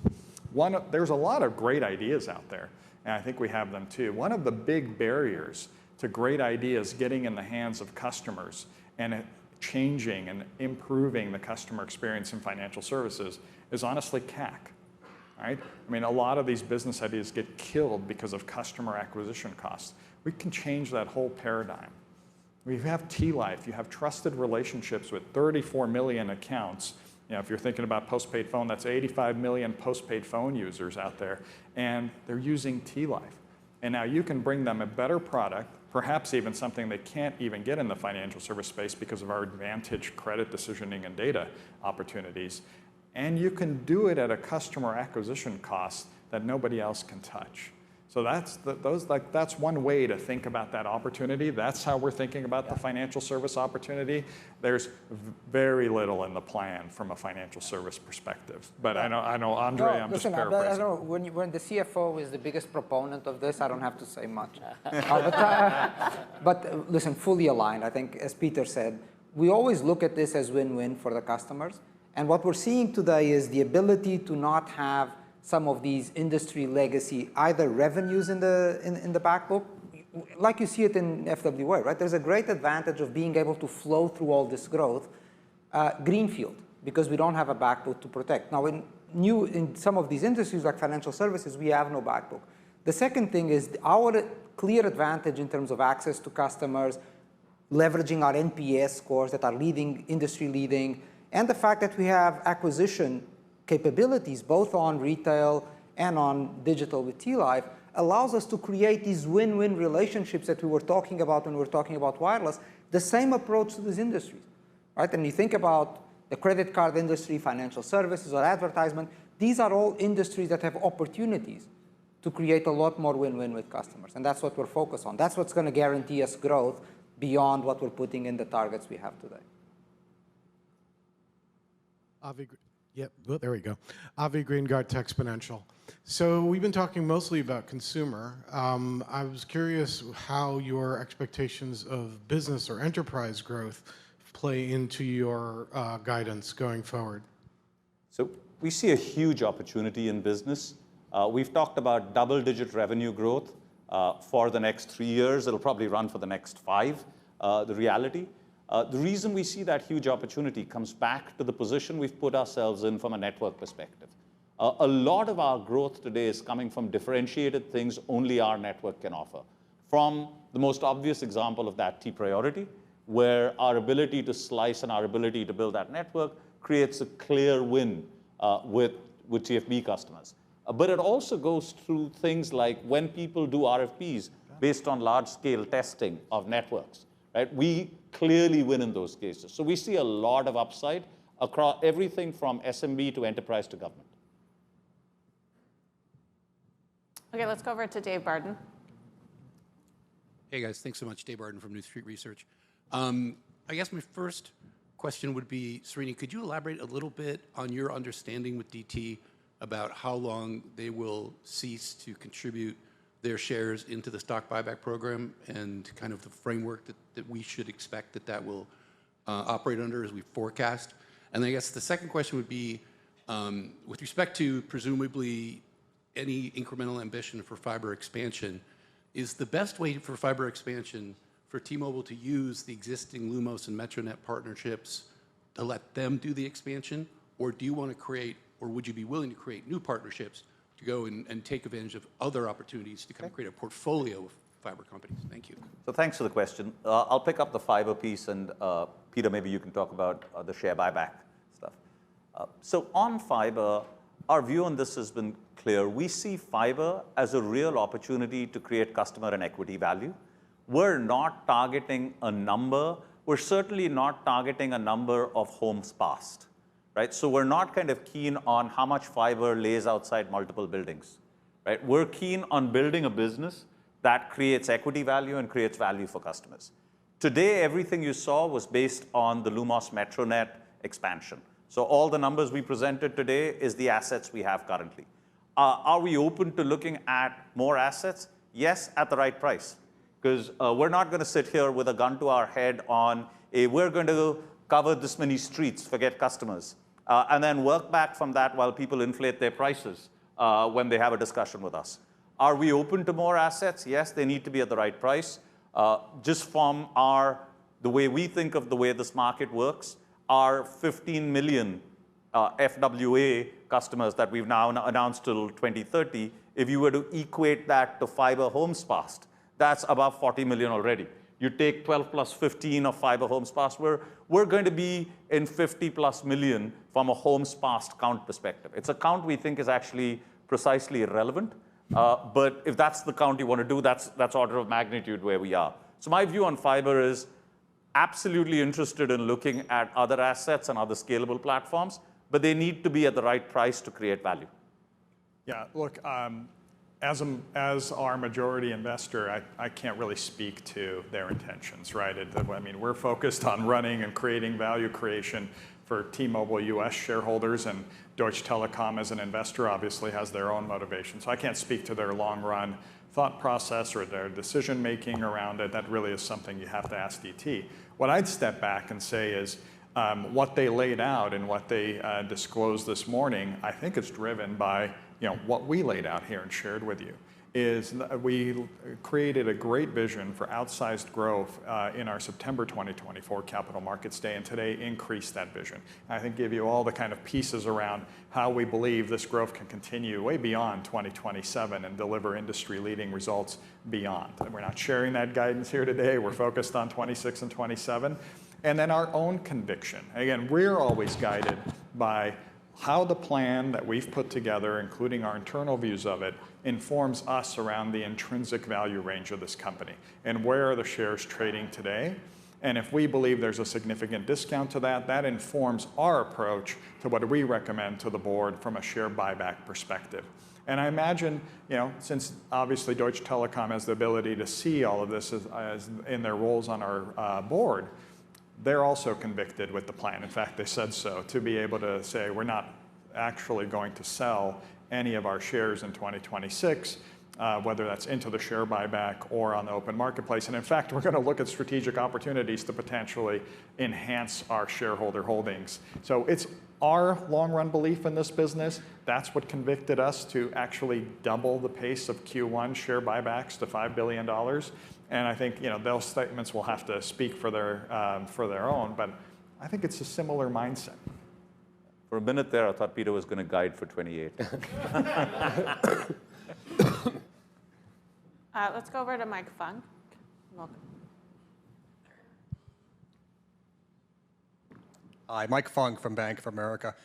So I think last Capital Markets Day, there was a slide where you showed the drivers of switching activity in wireless. And the primary drivers, I believe, were network quality, customer experience, and then kind of price and value were lower down.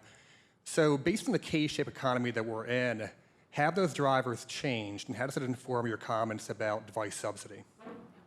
So everything we see suggests those are still the big drivers. I want to double click on a couple of them, right? So network quality we spent a lot of time on. On value, just to be clear, we will zealously guard our value position. And one of the reasons Mike and I talked about how value is being interpreted in this market, that reflects our focus on continuing to guard that value position. What's important to us, though, is to guard it where it matters for customers, not to guard it in places which destroy value, right? Either for customers or us.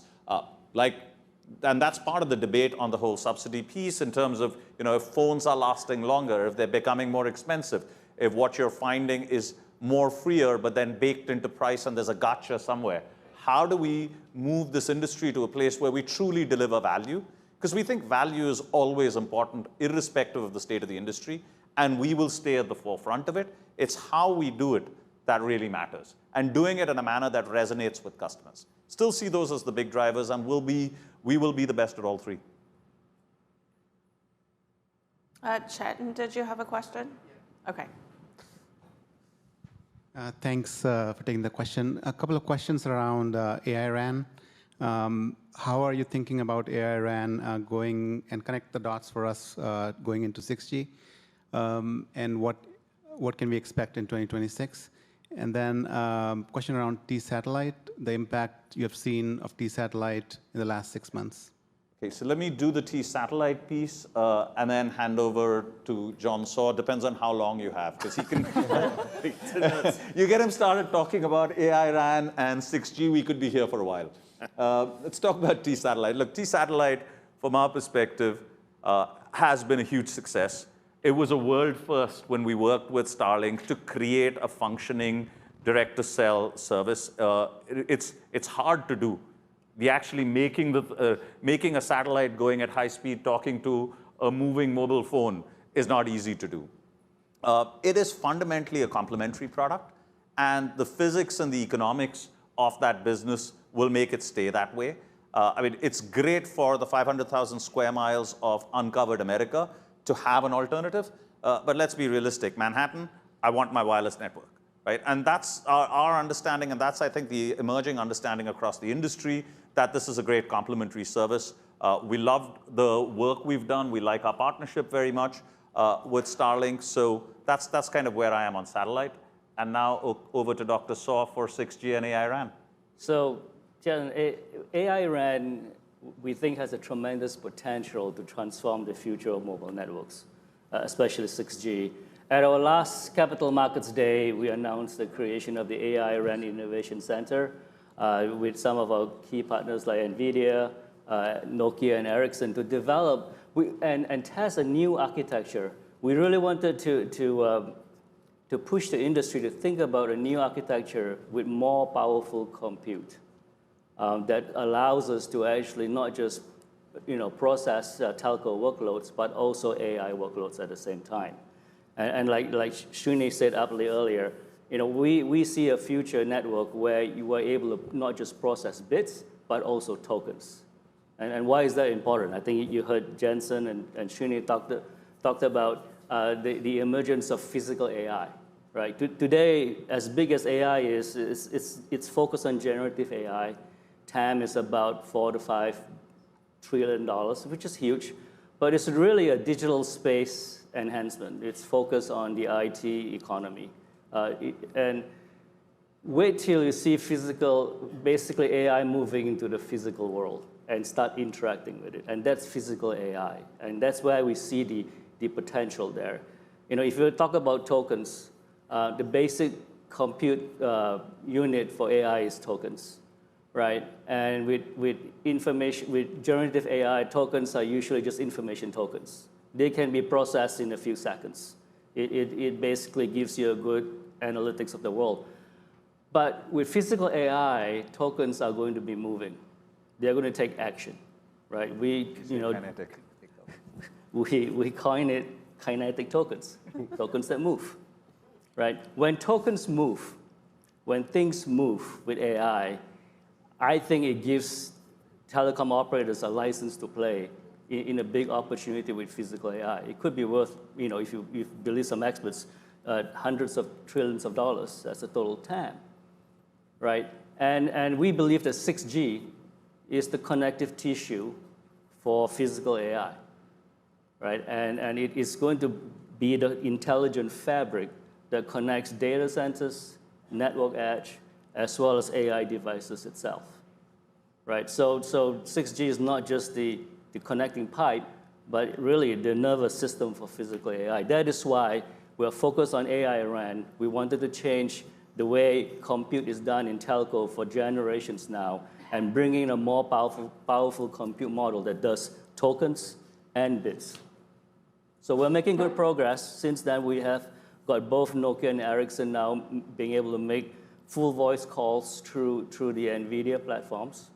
And towards the end of 2026, we expect to start some field trials. Okay, let's go over to Jonathan Keys, and then I think Ben Swinburne. Great, thanks for working me in. Jonathan Keys, Iowa Capital Markets. Great presentation. Wanted to ask specifically, I guess follow up on a question earlier about churn. Q4 churn was pretty elevated for both postpaid and prepaid for 2025 and for 2024. And that's with your NPS scores going up, with leveraging your differentiation of the value add that you provide. I guess, how do you see churn going forward? And from what I heard earlier, it sounds like you're just going to be giving churn of accounts versus per phone going forward.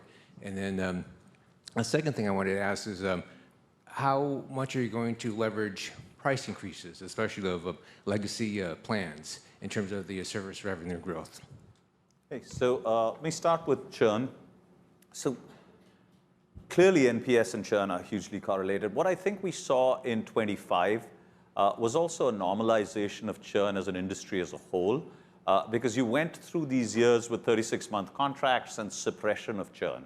Now, when you look at 25 as a whole, our increase in churn, which was 7 bips, is the lowest amongst the 3 players, right? Which is just indication of the NPS stuff playing through. Even in Q4, when you talk about elevated, I think we went up 10 bips and everyone else went up 10 to 14 bips. But importantly, if you look at full year 25, I think what you saw was a normalization of overall churn rates. They went back to what they were effectively before the suppression of the 36-month contract, right? And our view on account churn, again, is that's the big number to look at. Because again, when you look at the value loss that happens when an entire account leaves you, that truly hurts CLV. Versus you take an inactive account which somebody suddenly realizes this line I'm not using and decides to move away from it, that actually doesn't cause any value loss. That's why we're focused on account churn rather than online churn. Yeah. Is the other question, Peter?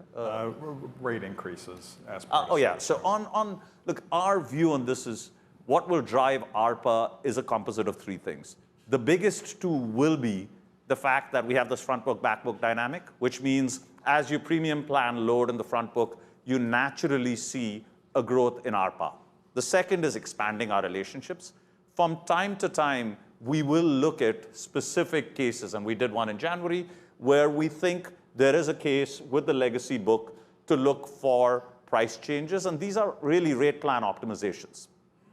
Yeah, one other thing I'd say is this really underscores the importance of the strategy that we have about the included services and differentiation in our premium plans, because it gives customers a reason to move up in rate plan by choice. Yeah. And that strategy has been really successful. I mean, there's meaningful differentiation between our Experience More plan and our Experience Beyond plan. And customers that are looking for those benefits buy up themselves, both at acquisition, but also during their life cycle. And that is unique to T-Mobile. Nobody else packs these benefits inside the plan. Just to underscore Mike's point, that natural upgrade cycle is not purely an acquisition play and premium plan loading. It also happens in the life cycle, which is why we're guiding to 2.5% to 3% ARPA, 1 to 1.5 underlying that from ARPU. It's also, there was a tidbit you dropped that I'm not sure everybody picked up, and that is the delta in the value we saw with switching. So churn isn't always unhealthy. We've been very successful in the reduction of churn environment and now back to the normalized churn environment. And you saw in December a 15% delta between the value of accounts coming in and the value of accounts leaving. And there's a lot of obfuscation in the industry. We try to be very transparent around it. That's how you get the growth. Then when you combine it with ARPA, you get the service revenue that's completely different from a profile perspective. We just promised you, 8% service revenue growth versus one competitor who said 0% for wireless service revenue growth. This is where it comes from. We just promised you that service revenue growth actually going into core EBITDA growth and 10% headline growth and 7% organic growth, and that's with contract assets flat. That's assumed in our guidance, unlike some others who are really loading more and more discount onto the balance sheet. Another way to move around core adjusted EBITDA, which is why you need to think and look all the way through to free cash flow generation. Again, provided you're making the right investments in the business, and you think you've seen today from us, we certainly are, to expand our network margin of leadership. How much free cash flow you can generate out of service revenue is probably the best predictor. Okay, so we're going to Ben Swinburne, and then we'll do Sam McHugh right behind Ben. Thank you. Srini, I want to ask you about T-Life digitization. Hi. Yeah. Hey. And I think it connects to the, I think Peter said 2.7 billion of savings, I believe, is out in 27. I know that's not all T-Life, but that's a piece of it. Yeah. What are you doing to make sure that this migration is customer-led? I think it's pretty clear it's good for your business to move to a digital provisioning model, but your retail distribution, your frontline people are obviously core to your NPS, your strong position with the consumer, and I guess I would imagine there might be some risk you sort of push the consumer in places that maybe impacts that NPS score. So how are you guys managing all that? Because those are some big savings Peter's outlined. No, absolutely. Look, we've been incredibly thoughtful about this. We haven't driven digital and AI from we're going to lay off this many thousand people because we need the cost from it. We've started with, and this is why this has been a 3-year journey. Step 1 was building the capabilities, having our IT in place, having the digital in place. Step 2 was customer adoption, which is actually working with customers in moving them to assisted digital. And step 3 is now scaling. But really the person who should talk about this and the most remarkable transformation I've seen in a frontline and customer-centric way is John, because he's driven a lot of this. John. Yeah, it's a great question, and it's something that we are tackling ourselves, which is really what we want to do is we want to meet customers where they are.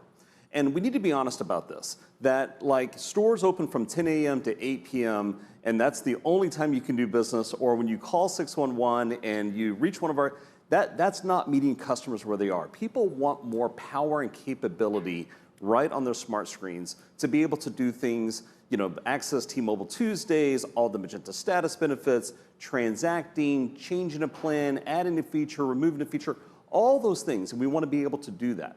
At the same time, there's a lot of customers who have some anxiety about like, hey, all these promotions and the complexity, I need someone to help me with that. And what we want to also do is lean into this experience store format. We've got hundreds of these stores up and running, and then insource more of our selling and service versus outsourcing. Strategy 101, you outsource what you're not core competent on, and you insource what you are core competent on. And what we feel just incredibly proud of is the way that we go to retail, the way that we do customer care, and we want to do more and more of that ourselves. And I said this at the Capital Markets Day back in September 2024, that ultimately the role of retail is changing. We don't want it to be a center of just transaction. That's 30 years ago. What we want it to be is a center of experience. How do you discover? How do you experience new products and services? Think about everything that John talked about just a few moments ago and what's coming with 6G and physical AI and understanding and learning about that in our stores. We want that to happen. And at the same time, we want to build more and more expertise. We're proud of this 45 Net Promoter Score that we have. You saw what Srini just shared just a little while ago in terms of how that is really separated, not only in the top 100 markets, but also in smaller markets and rural areas as well. We're leading in NPS versus our principal competitors versus everybody in those markets. We see an opportunity to further that gap. We're not like reading our press clippings at 45. We're like, okay, that's good, but we have ambitions to push that past 50. And we are sweating everything that we can do between the digital experiences and the technology that we're building in T-Life, and then empowering our people and creating T-Life as a platform. So no matter if you call customer care or walk into a store or do it yourself at 11 o'clock at night after you put the kids to bed, it's the same system, the same platform. And if you need our help and you need our expertise, we're going to be there for you. And if you can do it on your own, we want to meet you where you are as well. Thanks, Ben, and congratulations on your new role. Sam McHugh here from BNP Paribas. Yeah, careful. Did I say something wrong? Is it okay? Sorry, two quick questions. The first one on guidance and phone nets. I think we've all got pretty comfortable in the last. Can you just repeat that, Sam? Yeah, we've all got pretty comfortable in the last few years, kind of having a good feel about what the guidance implies and then the end result and on the beats on phone nets. Is there any reason to think that the way you're guiding on postpaid accounts is kind of conceptually different from how you used to guide on postpaid phones? And then the second question was on the better value plan that you launched a few weeks back. I don't know if there's any early signs on kind of upsell in the existing base or if it's having any meaningful impact yet. Thanks. Just coming so to your question on phone nets versus accounts, Sam. Look, our guidance philosophy remains the same. We go out and put a tough number out there, and then this team works its socks off to beat that. Right? That will remain the same. In terms of historic ratios, historically we've had 2.8 phones per account. Now you can see with our guide of about 2.5 with 900 to 1 million.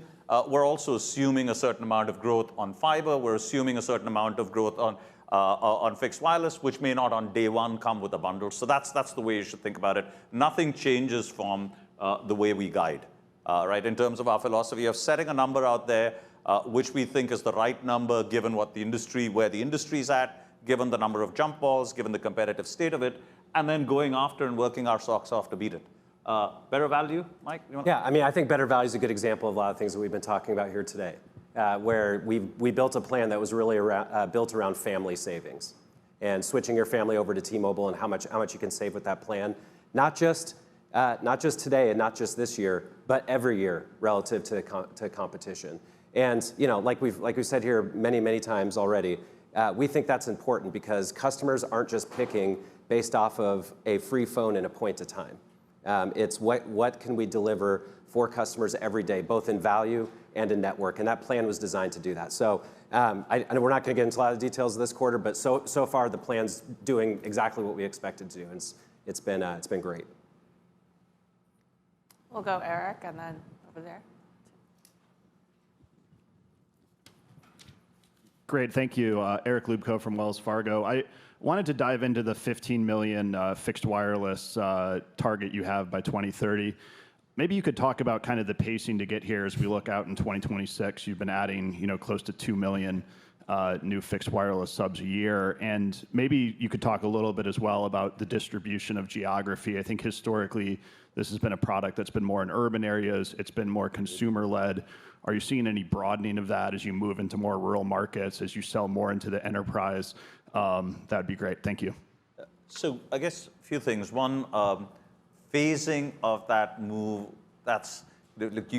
we are where we are right now, and we've constantly outrun whatever phasing we had on this product because the demand has been so strong on the back of NPS. So we'll see what that phasing lands up playing out like over the next few years. We'll also see what that 15 looks like with time. That's all we can really say at this point in time.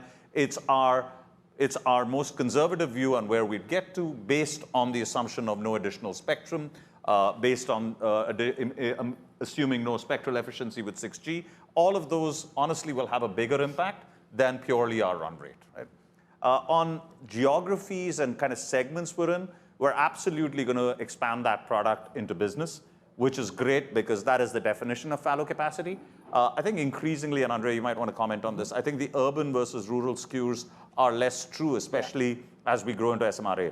Yeah, so both, as Srini said, I think one is the skew will always exist. It's a matter of density. But you saw Srini and John talk about the progress we're making in SMRA, and that obviously translates with time also on our ability to compete in those markets. Again, we go back to we have the highest NPS in these markets, and we have the strongest network position. So that is translating and will continue to translate. And again, another opportunity that gets us comfortable with the 15 million number, which is we're still under index in areas where we have the best network and we have the best NPS. In B2B, it's something that we've launched and we've been successful at, but we're still in early days of this. I think B2B in wireline is a great opportunity for fixed wireless access, and you will see us over the next couple of months innovating a lot what broadband and what internet connection means for B2B, so stay tuned. But there's a big opportunity. As you know, there's a big, and you see it in what other players are putting out, there's a big transition of technology happening in B2B from traditional connectivity based on Ethernet and MPLS towards much more of an underlay-overlay split, where you start seeing more traditional internet connections being the baseline of connectivity, and then them being complemented with SD-WAN and SASE solutions. That's a huge opportunity because that allows us to get into that space without having to carry the legacy and the complexity of having to run complex support systems for customers. So that is opening up. Technology is moving in a way both on FWA capacity, capabilities, but also on the way customers want to buy that technology. That gives us opportunity in B2B connectivity as we go forward. Okay, we have time for one last question that's going to come from Matt Harrigan. Great, Matt Harrigan, StoneX. Simple question. When you look at the simple math on the switching effects, it's much more powerful than the unit growth in the market. You've got some huge tailwinds, 24% penetration, and device innovation helps you. You look at iPhone 17, the still very sticky lag in the network perception. But if we did have unthinkably an economic slowdown, on the low end of the K at least, probably already having that, maybe you couldn't hit the 2.5, but do you think you could get near that number? Because, and honestly, maybe your other actors would be more price rational in that environment, who knows. But do you think you can get substantial growth even if we do finally get a recession? Thanks. Yeah, this is why, thanks for the question. Look, this is why we have zealously protected value over the years, right? We've always believed that we need to be resilient to any economic climate, even though we understand that our category in many ways is the most resilient to economic change. Right? We are, as a category, we're never, a lot of people ask us, what's happening with bad debt? What's happening, are there any signs of a consumer slowdown? And my response to that typically is, we're never the canary in a coal mine, right? We're just, it is such an essential that we're very, very resilient to economic cycles. That said, what this team is absolutely passionate about is not losing our value heritage. And that's why over the years, as our competitors at various points in time have used their pricing power, quote unquote, which has put up prices on existing customers without really doing more for more, we've been very thoughtful and choiceful, and we will be going forward as well on where we do any rate plan optimization. Because staying best value is absolutely critical to our ethos, and that's what, even in a world where economic times get harder, and even in the off chance that the category gets more value seeking, I think we're incredibly well cushioned and protected against that eventuality. In fact, we're certainly not forecasting that, but if you see a world future where there might be more of a consideration and flight to value because of macroeconomic changes, well, then T-Mobile's probably best positioned to actually capture a more meaningful share of that given where we're at, particularly as you have more consumers doing consideration of switching and they start asking around the way they do, and now you've come to the place where you have best network and still offer the best value. All right, well, that's all the time we have. Thank you all for joining us. There's light refreshments over there if you want something on the way out, and our team will be available to mingle for just a little bit. Thank you. Thank you. Okay, Thank you. thanks.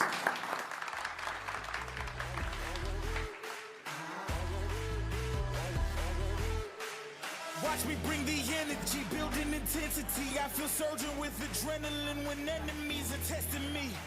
I am the master of thrones. I hear the beating drum. I summon armies calmly. It's on, it's running. We're coming strong. We're all powerful. Power is the ingredient. Obedience, submissive is what you need. It's immediate. We're all rising. I'm proud of it. Lighting fires and dreams. I feel the beat and the freedom. This freedom's worth it to me. Adrenaline.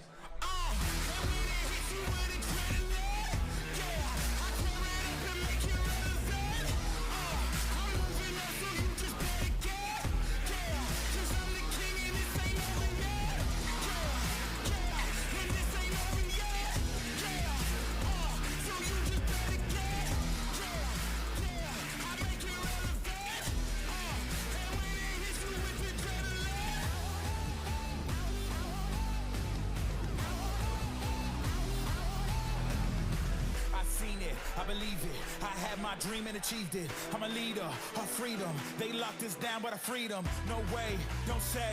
I feel no fear, don't pray. I take the venom that's in them and turn it into rain. I got the energy, give me some more adrenaline running through my veins. It's in my chemistry, it's intelligent.